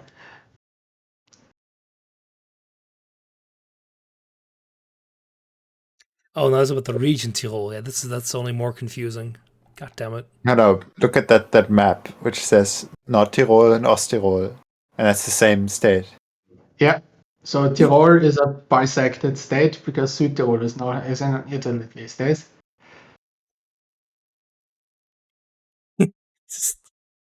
Look, I'm perfectly fine with garbage maps. We already looked at Barla-Nassau earlier today. Oh God. Let's not look at that again, shall we? It's beautiful. Such a nice border. I can't see how anyone dislikes that. So what she wants to do against it is restart social housing, because Austrian cities have a lot of, we call it gemeinnütziger Wohnbau, social housing. So the government builds houses and rents it out to the people for cheap, and all of the proceeds are used for the upkeep of the houses and for the building of new such houses. And lots of those houses have been built in the interwar period, in the 20s and the 30s, and then in the 50s and the 60s. But afterwards, it has sort of tapered off, and we left the housing market to itself. And she wants to restart that, build lots of new government housing. But again, government housing, not in the American way of government housing, where you put criminals and stuff, but actually affordable but high quality living space for your average people. So you know how rents in Berlin have risen by like what, 40% in the last few years? In Vienna, they have risen by about 10%, and that's a lot for Austria, because we have this method of,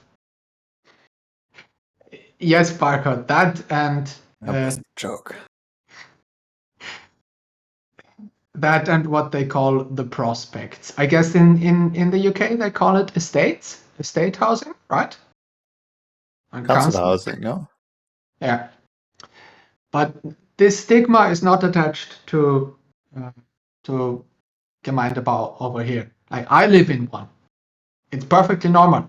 All you have to do to apply for one is show that you are below a certain income, and you get put on the list. It can take years to get one, but once you get one, it's no longer conditional or any form of charity. It's just you have one, and people are usually living it for the rest of their lives. And because everyone always has this option of going to government housing, the prices don't rise as sharply as they do in other countries. And yes, as Franco said, Berlin doesn't have that. Yeah, and I know Thatcher did, but over here this would be unthinkable. Gemeindebau is one of the bases of Austrian identity. Like, if you look at Vienna, living space in Vienna is roughly quartered. One quarter is city-owned, and not federal-owned, city-owned. Vienna city government-owned. One quarter is Genossenschaft, which is sort of like non-profit. It's like that. Yeah.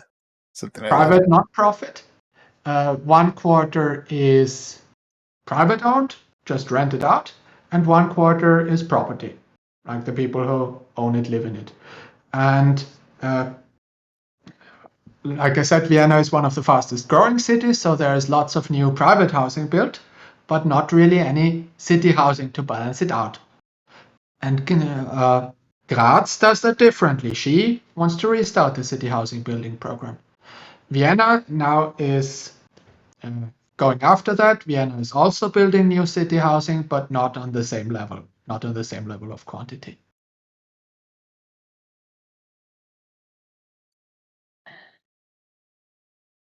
But yes, it is very nice, Finboy. So, for example, I live in a 44 square meter apartment. That's and pretty I good. pay 380 euros a month. Yeah, that's really good. God damn it. That is really good.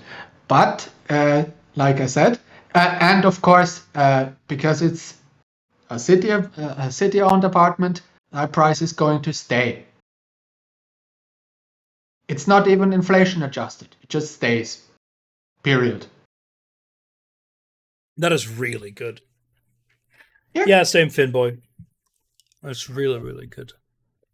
Should I just move to Austria? I'd have to live with Austrians. But as I said, the price you have to pay for having this system is that there is a waiting time. So when you apply for it, you have to do a lot of paperwork. You have to state your income and everything. And depending on your current situation, you get assigned a date. So if your need isn't that great, the date is the day you put in your application.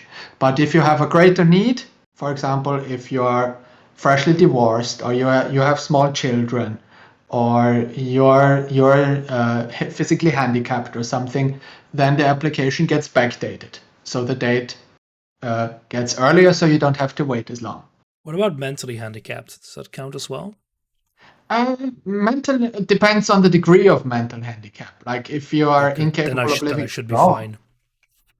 Nitro doesn't have a brain, so I think that should count very highly. Yeah, and then you have to every month they put out a sort of bulletin with empty flats, and you can always go and take a look at those. But if you don't want to, you can just wait, and after 1.5 or 2 years, they will come to you with a list of apartments, and you can visit all of them and say, I would like this one. And that's how I got my current. Doesn't sound too bad. It works. The system here is like the social housing is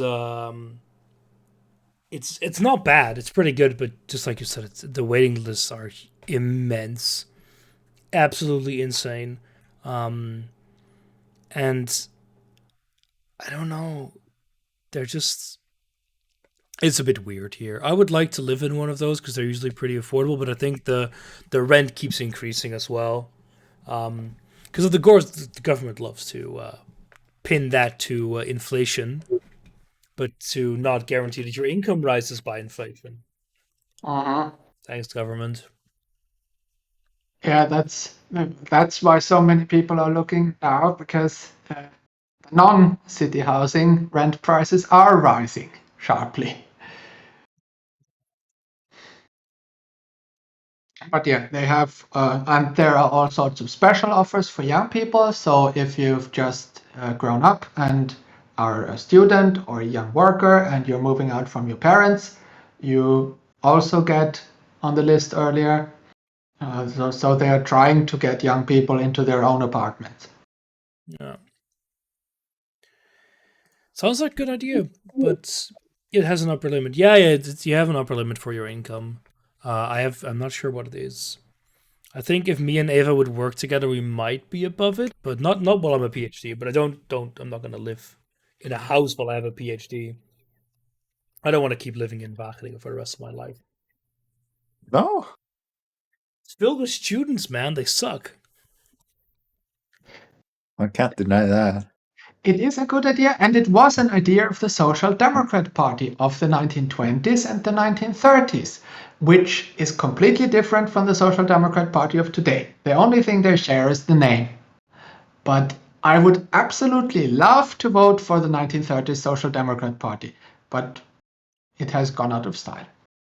Those parties. Just start it again. Sometimes you find like a socialist party that is basically that, but then they're like, oh no, they have brain cancer. So the closest we have to an actual Social Democrat Party is, strangely enough, the Communist Party. Even Yeah, though this it's called feels really Communist weird. Party, they're not really that communist. They're more social democrat.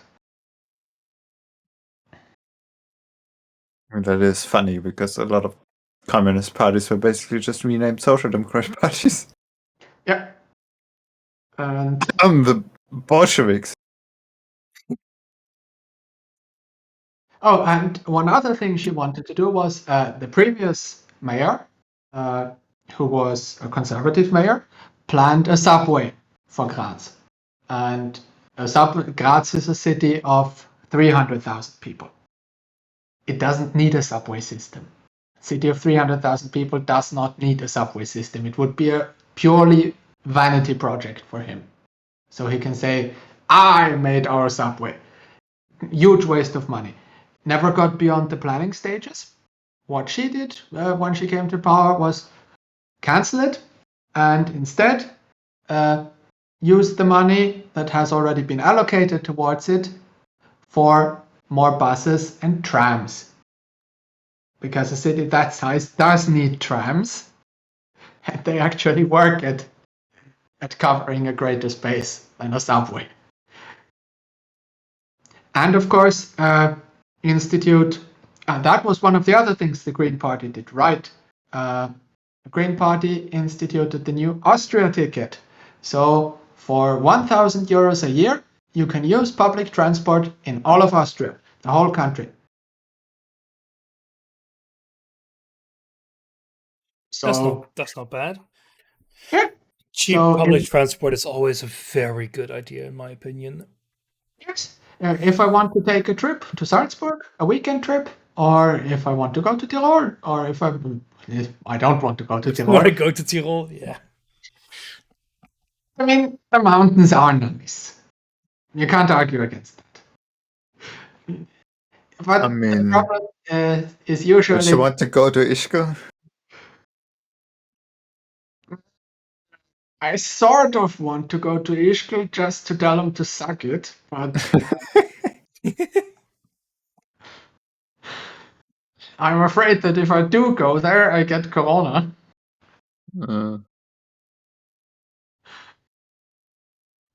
Yeah, so like every weekend you can do a weekend trip to a different place in Austria for free because you have the year ticket. Yeah, the public transport for students in the Netherlands is done pretty okay, but the thing is, the moment you lose it, it's just, the cost is just immense. It's not for students; it's for everyone. Yeah, I know, but that's like it's only for students. It's And- okay, and it's either during the weekend or the week. But as soon as you lose it, like for me to go to Amsterdam, cost me like 30 to 40 euros to go there by train. 1,060 euros is the normal price. Students and pensioners get it even cheaper. I think 20% cheaper or pretty something good. like that. That's pretty good. Ah, Wageningen. Yeah, What the results are finally in. What is Stadtspar? Stadspartij, City Party. City Party Wageningen. It's a local. Same with Connects. I see. weirdos. Anyway, I have to go to bed. The weekend Should have been to bed an hour ago. Is it? How much is that? So, good night. Oh, yeah, it's one. Good night. Jeez. Good night. See you later. 34 So a month. That's not do you have bad. any more questions, Finboy? When are you gonna move? That's pretty good. I have to want to ask you when you're moving out of Austria because you shouldn't. It's a pretty big deal. I mean, I do sort of want to move to China. Of course, What is wrong with you? Well, that's where my wife is. Well, that's obviously your fault for marrying a Chinese, but why isn't she coming to Austria? Because she has to take care of her parents. Bring the parents over as well with your 44 square meter housing. You can fit like tons of people. She can get a visa or maybe even citizenship, but her parents can't. Yeah, no, it's not easy. Although moving to China doesn't sound like the most ideal move either. Well, it's different for foreigners. Depends on the kind of immigrant, Finboy.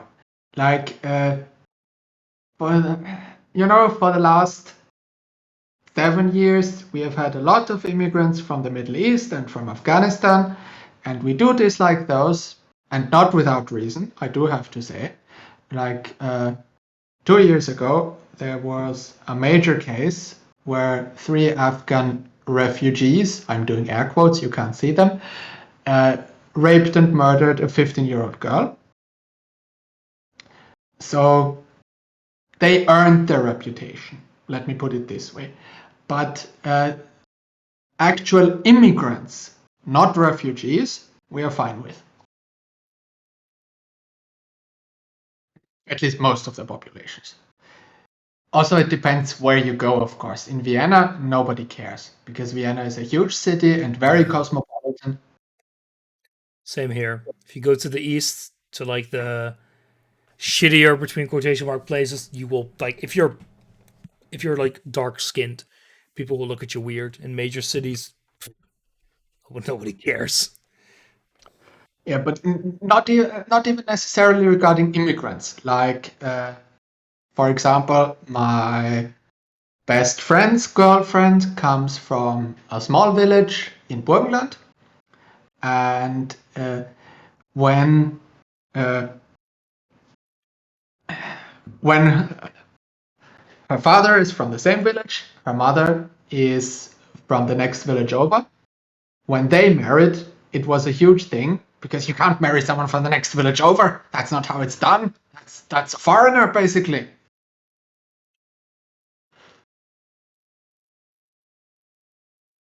So it's less about, in the countryside, it's less about what country you come from. It's if you're not from this village, you're an outsider. I assume it's pretty much the same in the English countryside. It's the same here.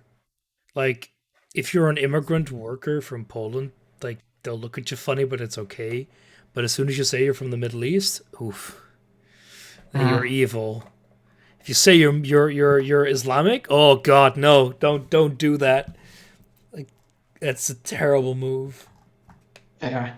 But on the other side, there is absolutely no reason to go to the countryside, because there is nothing there. Same here. It's just farmers. Full stop. With us, it's some places it's not even farmers. It's just forest and mountains and no people. We don't have that. We don't have no people. It's people everywhere here. It's never left 10 miles from their home, never been in the border, never been to the city. Yeah, there are people like there here as well, but not less and less. Goes to the cities and drives to rent up. I'm not going to live in a city. I want to live in a, like, the place, like, this is Utrecht. I love Utrecht. But I would never live here. I would live, like, around it if I have to. Freaking Wageningen. This I like to see. The libtards losing a percent point. The Christians losing a percent point. The other Christians losing 3 percent points. The Days Ancestor losing 4. It's all good. The Workers' Party getting 7 is okay. Freaking Greens, though. Yeah. For example, the sister of another one of my friends is a teacher, primary school teacher, and her boyfriend is from the countryside, well, from a larger village, not even a small village, and they now took over the old house of their grandparents, and people were like shocked. They could not conceive of the idea that someone would go to the countryside instead of from there, and it was just a huge surprise. But they were very nice.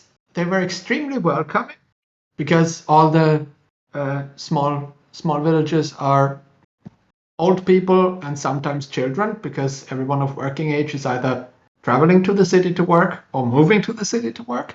So they were very happy that someone was actually moving there. They offered all the help for renovating the house, and they're doing. That's another thing the government is actually doing well, because they are renovating the house and getting rid of the old oil heating and installing a groundwater thermal pump instead, and solar panels, and they get lots of subsidies for that. That's pretty good.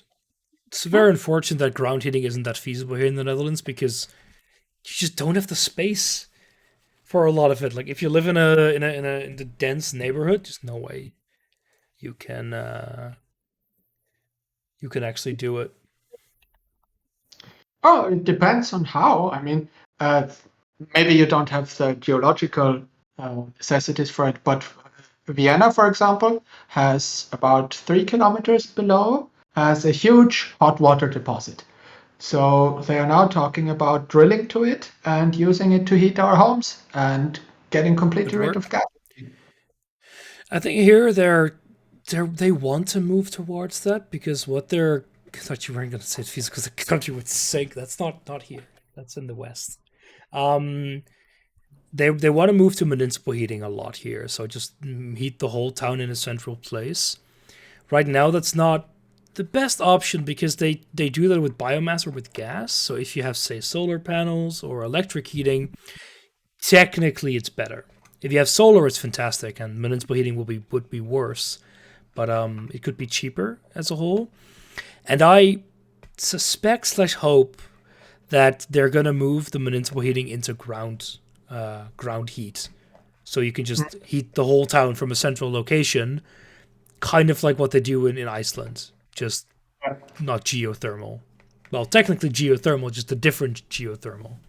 Yeah, because you don't have volcanic heating, but you just use the warmth from the ground. Yeah, makes sense.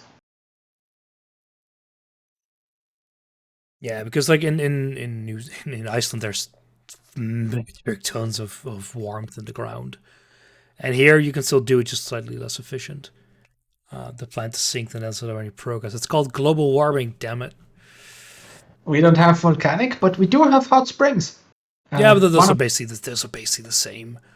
Just volcanic is just easier to tap into. One of the reasons the Romans came here actually is because they like the hot springs. Yeah, but the Romans are weirdos. Who would actually want to go to Austria? I haven't been there. I still want to at some point, but you are invited. Yeah, it needs to work out, because last time I only had a week, and now I'm actually starting a job. That means I will have less time. It's so sad. No one let the Romans in, Barcode. They just barged in and said, "Hey, you're from Rome now."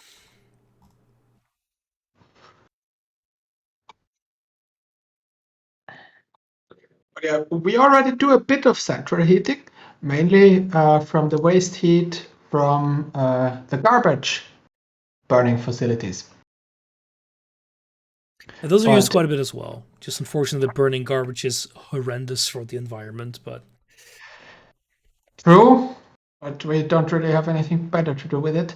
And now the idea is to switch all of Vienna, or most of Vienna, to ground heating, or electrical heating with solar panels. Solar panels would be nice, but like the government keeps, like, they have a subsidy pot for that, but it keeps draining. Like, they never put enough in. Yeah. Same here, used to be, but as I said, the Greens in the government are trying to shake that up a bit.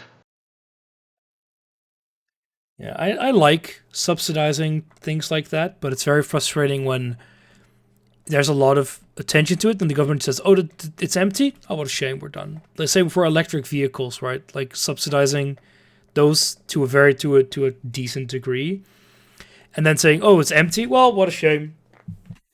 Guess we'll just stop this." It's like, it was going so well, and they just... It's frustrating. But our government is very incompetent in a lot of ways. Oh, and one other thing the Greens are doing very well is cycling lanes. I mean, not nearly as good as the Netherlands. So let's say cycling lanes are an issue. But they're horrible in Germany. Yes, but they're less horrible here, because the Green City government has actually done things for the last few years. Good stuff. So like next to near my house, they took a road and converted it into a one-way road and used the saved space for little green areas, a cycling lane, and some during the summer months a water feature for people to play in if it gets too hot. That's pretty good. I mean, I really like the cycling lanes here, and it's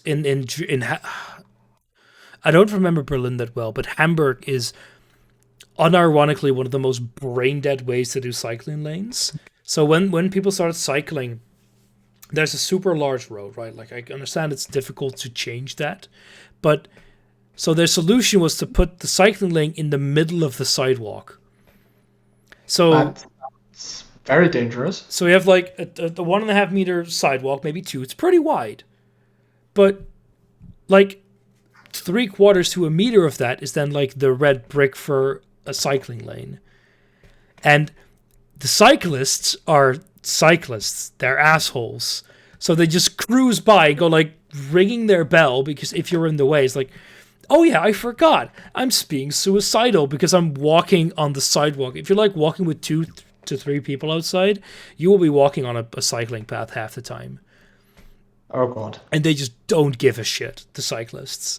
And it's even worse because when you have like a bus stop, you have sidewalk, bicycle path, and then another little bit of sidewalk where you can like wait for the bus.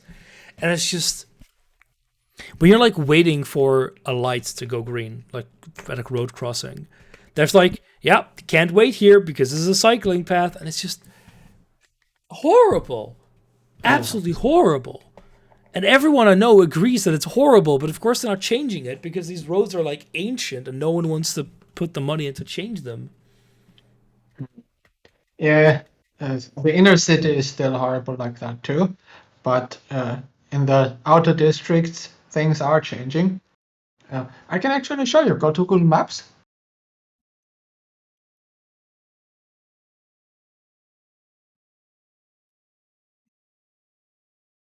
Yeah? Put in Goldschlagstraße. Sorry, what? Gold. Hang on, let me write it in chat. That might be a better idea, because my German's been getting better, but it's not getting that it's not that good. Goldschlagstraße. Okay. There we go. Boop. Yeah, now to the left a little bit. No, not that bit. Here? No, but that's also fine. You see the cycle lane. Yeah. You see all the one-way road except cycle signs.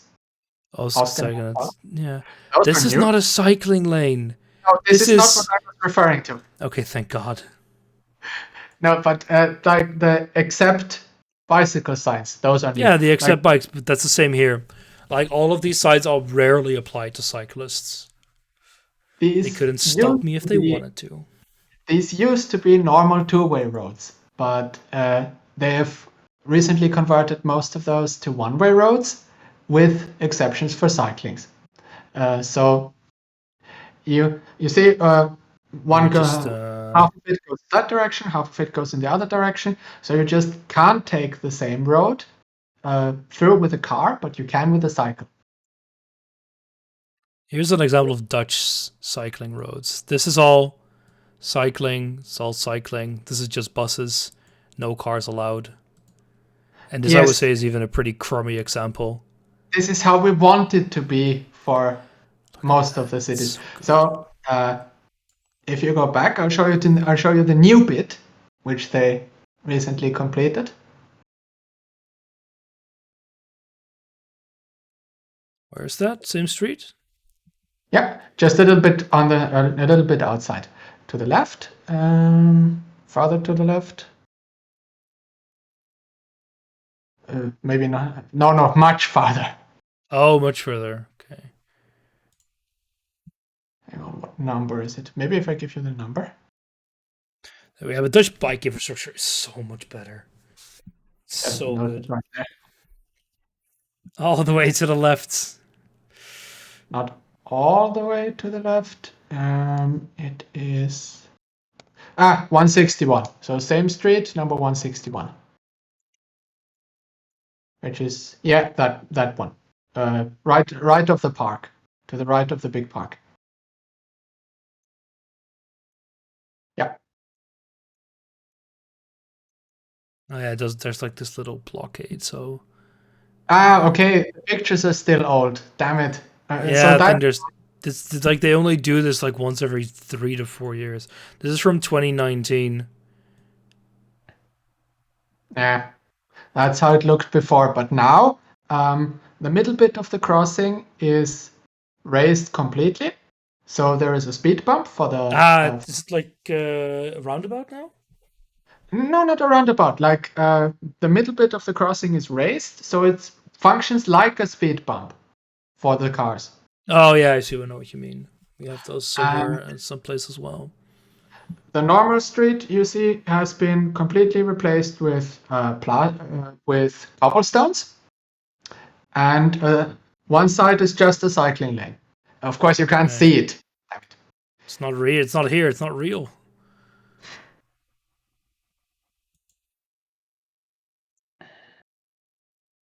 No, but it's nice that they're working on cycling infrastructure. In Berlin, it was a bit better. The stupid thing is that in Germany, they're kind of pivoting towards those shitty electric steps.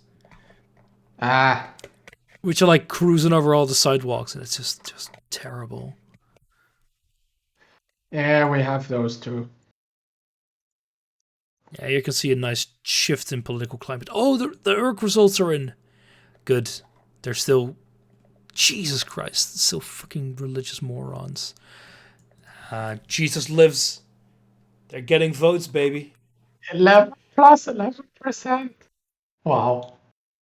This is the most religious place in the whole country.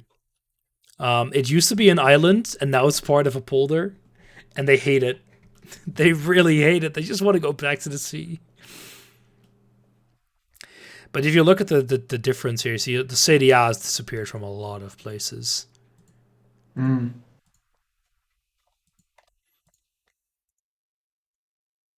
At least Zeist, where my parents live, is now GroenLinks. FvD. Pro Zeist, new Democratic Zeist. Zeist.nu, which is like the old way of spelling it. The Christians are going together, the commies are kicked out. What a world. I love that they also put the bridges in. They didn't need to, but they did anyway. It's nice.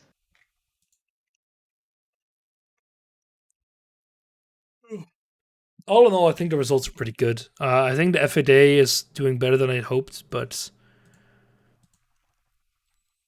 they didn't even participate in Wageningen. Good stuff. GroenLinks is doing pretty well in a lot of places. I feel like Amsterdam, of course, is the big one, but assuming like Utrecht and such stays GroenLinks. Does the Netherlands overrepresent rural voters? No, we have direct representation. This is Europe, Finboy. We don't have Europe. We don't have this shit. If you look at the results, the percentages directly translate into seats. I mean, I can take a look here. VVD got 21.87%, and they had out of the 150 seats, they've got 34. 22.6%. It's pretty decent. Be very amused if GroenLinks kicked out their going to have dickwad mayor. Yeah, the local GroenLinks fractions, in my opinion, are terrible. Nationalist or regional? Yes and no. In principle, the national list is the same everywhere, but we have 20 voting districts, and which parties appear there can differ from voting district to voting district. But like every single party that was in government at the previous elections is automatically on every single list. It's a bit complicated because it's a very stupid system, but it basically means that the voting list, the lists all over the country are the same. Where can you get the 5%? Is it for your local municipality for Volt? We are actually not using completely direct representation. We are using another, but it's functionally the same. It's a Dutch method called de hond something. The Holmes.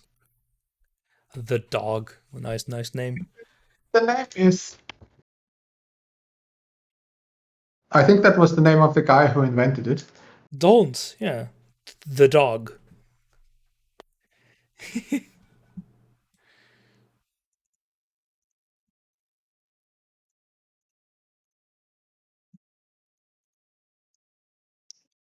Here we go. Method de Hond. Oh, it's the Jefferson method. No, that's terrible. It's really not that good. Oh, man. I know it's not that good, but we're using it. It's a different de Honds. It's still not that great. It's a system that the United States used at the start as well. It's really not amazing, but it's not... Could have been worse.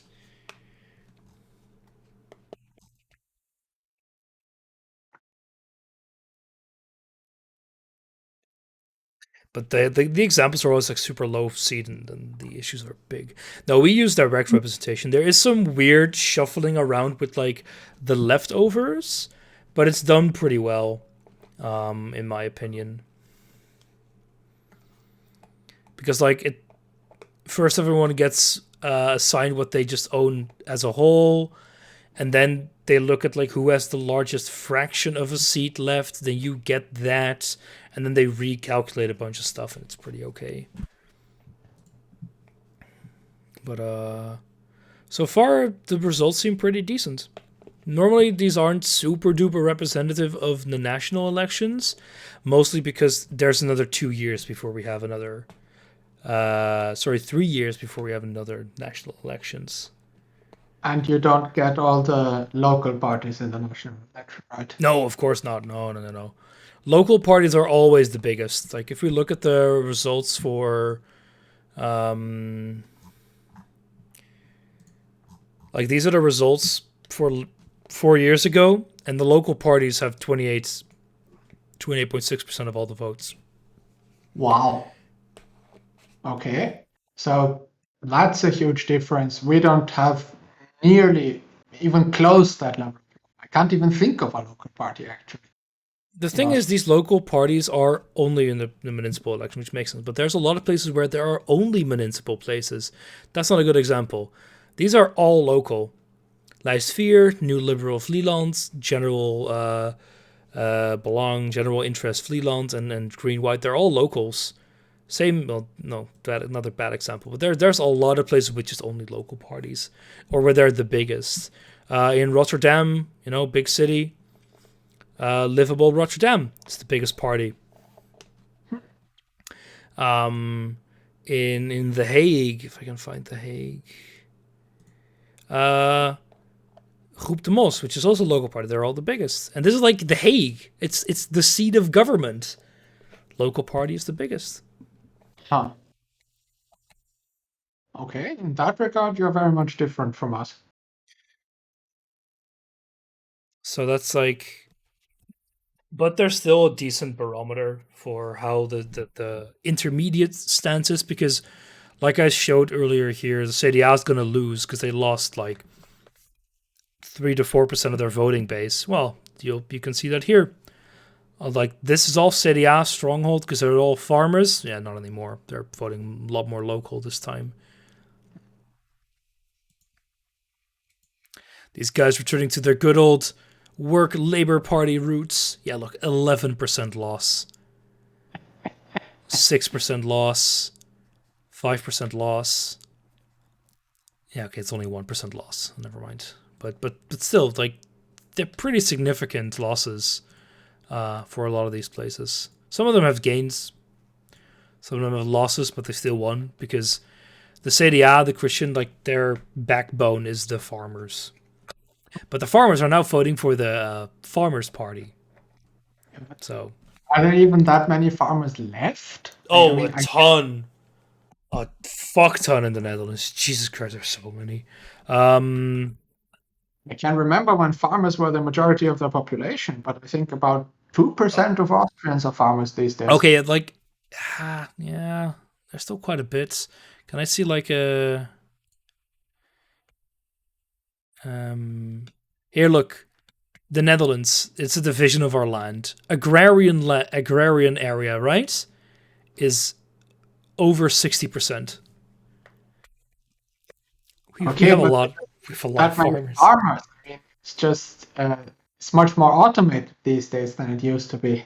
Yeah, but there still are a lot. Like, you're right. There's a lot of city folk, which is why the Christians don't dominate, because we're not like some weird American state, but they're still significant. In terms of percentage population, how many are there? The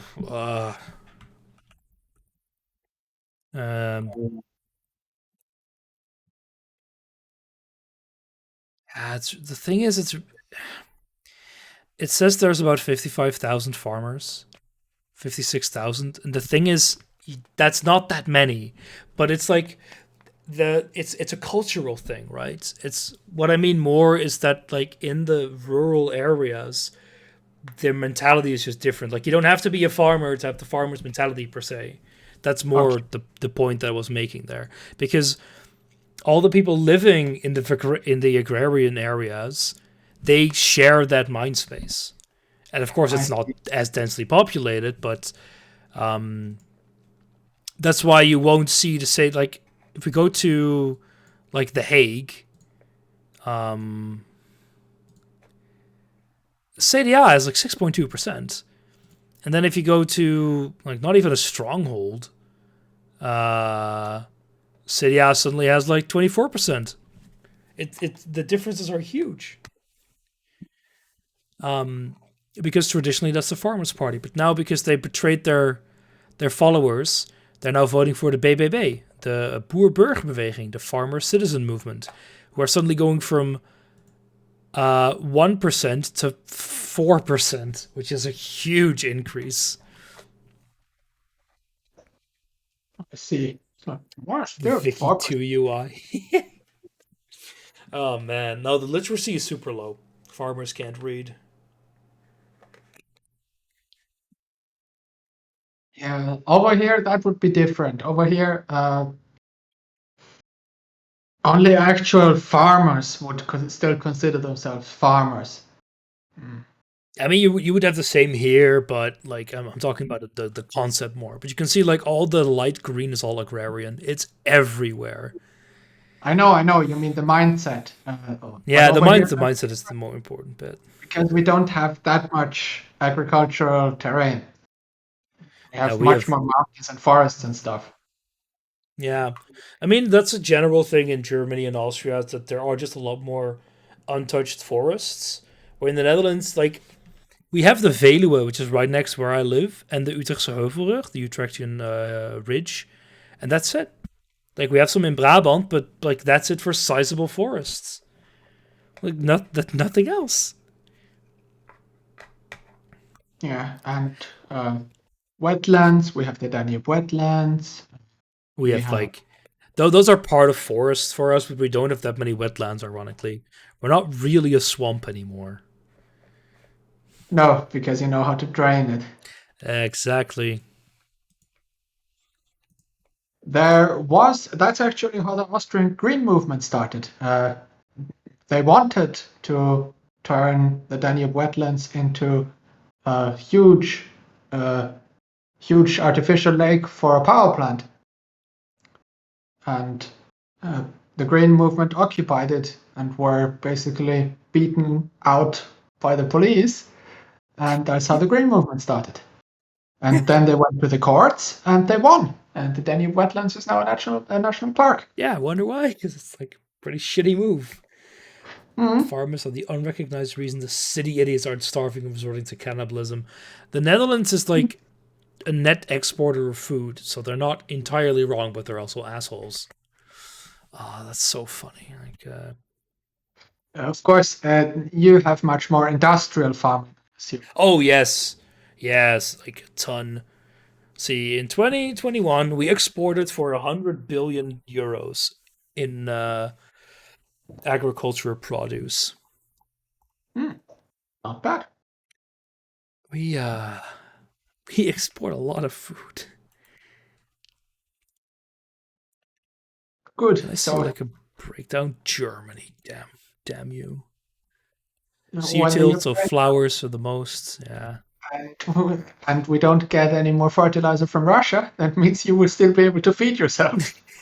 well, maybe. But with the amount of shit that's produced here, so man. Yeah, you can eat tulips, right? Of course, you can eat the bulbs, right? Yep. Yeah.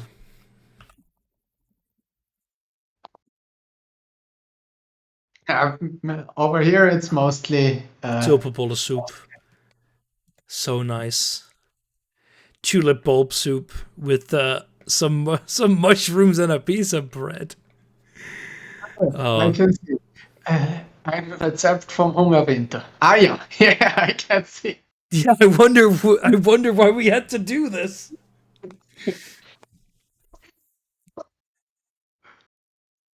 1 liter water, 1 onion, 4 to 5 tulip bulbs, salt, a bit of oil, and curry surrogate. This is an actual recipe. I mean, this is just like we had to eat this during the Hunger Winter during World War II, where in the last winter the Germans stopped supplying the Netherlands and were stealing all our food. So, in a manner of speaking, barcode, it is a sort of shit post. It's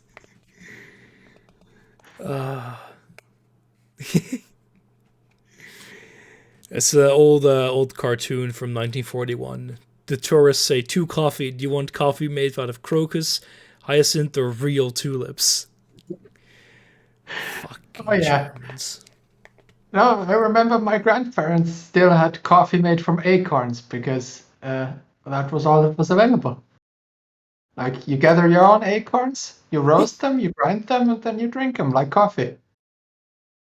That's really strange. But I guess, it's wartime, it makes sense. There's a little poem. It's better to eat soup with tulip bulbs than to be messed with by a moth, which is like a derogatory term for a German, like by a Jerry. It's better to eat soup with sugar beets than... It's a bit weird to translate. Than to lose your cool in front of a Jerry. Yeah, yes, you need to roast acorns. I mean, it's not like tulip bulbs are that tasty or good for you either.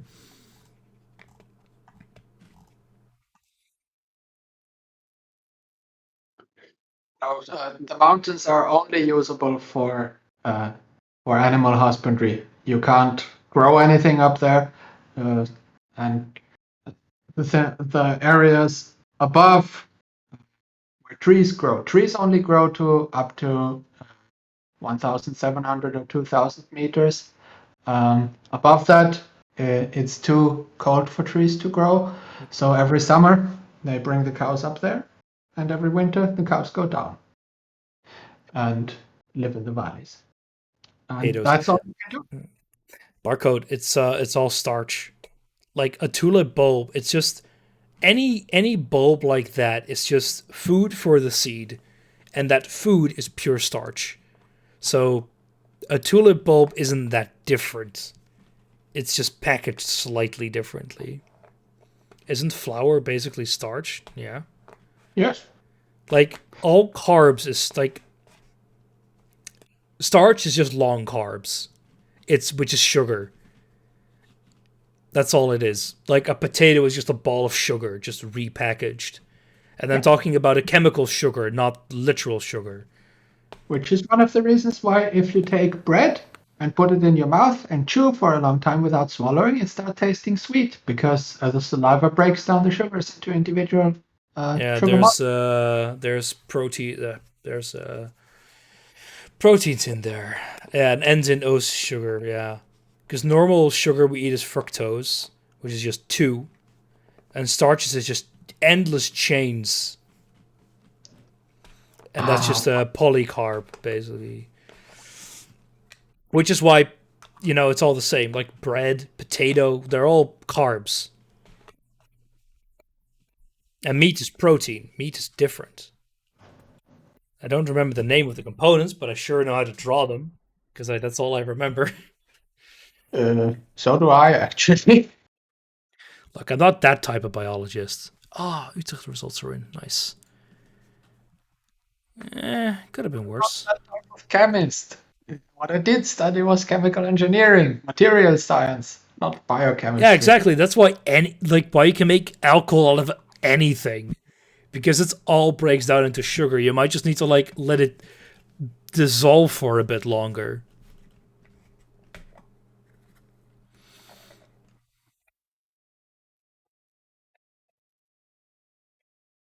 Sugar and alcoholism. Yeah. I mean, yeah, that's a big reason. You could make. I have drank tulip vodka. I gave a bottle to Feka. It was hot garbage. Honestly, it was. We were there at this party. It's like 3 to 4 years ago. And we all drank a shot at the same time. And I bought the tulip vodka at the airport.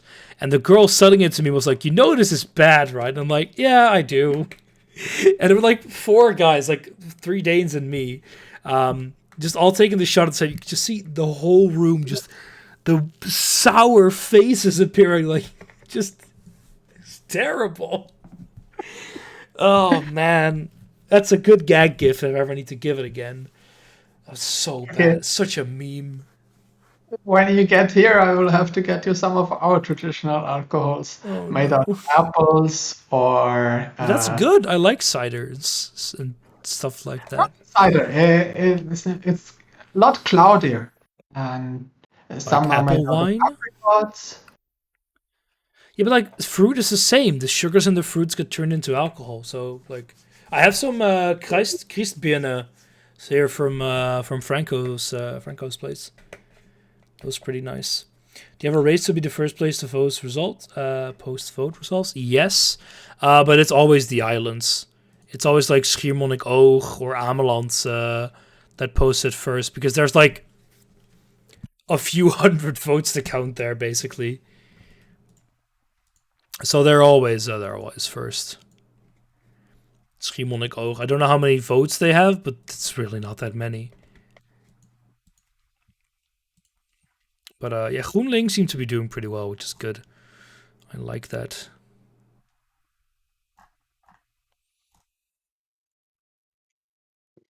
Well, in Finboy we call it must. I don't know what the proper English term is.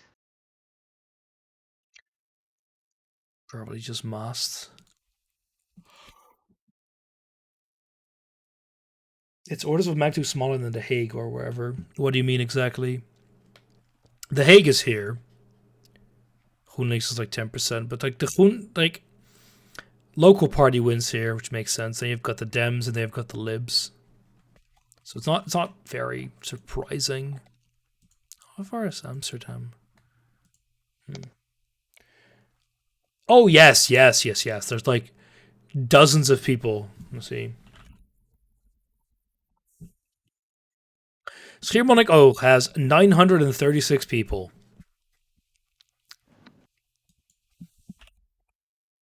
The Hague has 500,000. So 2 orders of magnitude larger. Wageningen comparatively is tiny. It's only 40,000. Marillenschnaps. Yeah, that's our. Oh, it's brandy. Yeah, that's our Marillenbrand. goal. So Wachau is northwest of Vienna. That's where we grow a lot of apricots and we make Malone schnapps.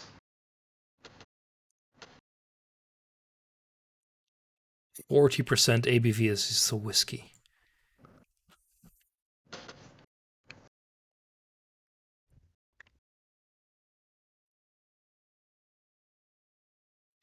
Ein Obstbrand. Yeah, I actually. What kind of Obstbrand did I get? On BRB.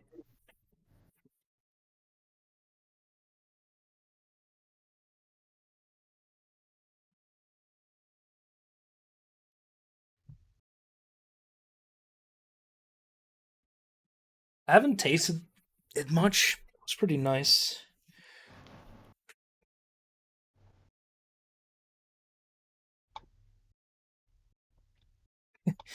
Freaking winter stuff.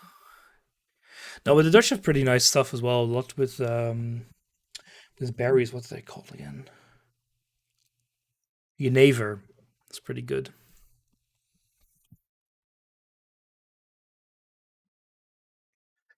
This is what I have. It's made out of pears. That's it.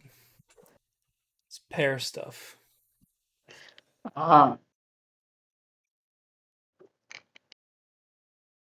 Frankische Williams Christbirne. It's Williams pear, yeah.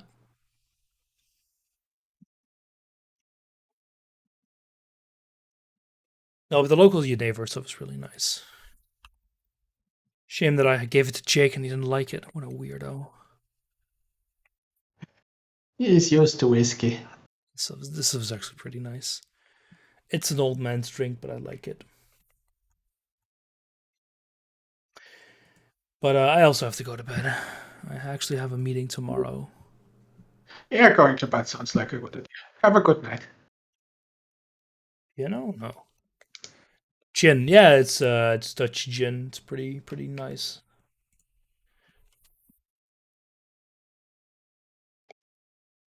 Okay. Any last questions, Finboy?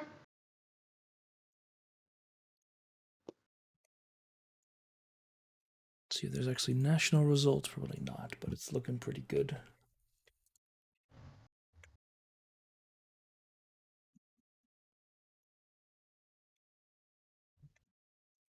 No problem. Yeah, I'll probably post in my Discord the final results, but looking pretty okay. You don't want to know what to discuss on 420, Finboy? Barcode. Got some joints somewhere. No, that was not what I meant.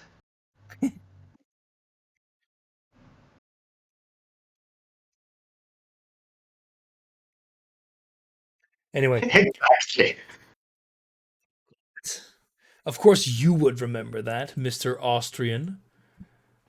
Mostly because we make fun for precisely that reason. God damn. All right. Cheers, everyone. I'll see you guys later. Thank you as well for joining, Mord. And I'll I'm always happy to come. See you later too. Yeah. I'm sure there will be more politics stream at some point. Cheers. Bye. And good night, everyone.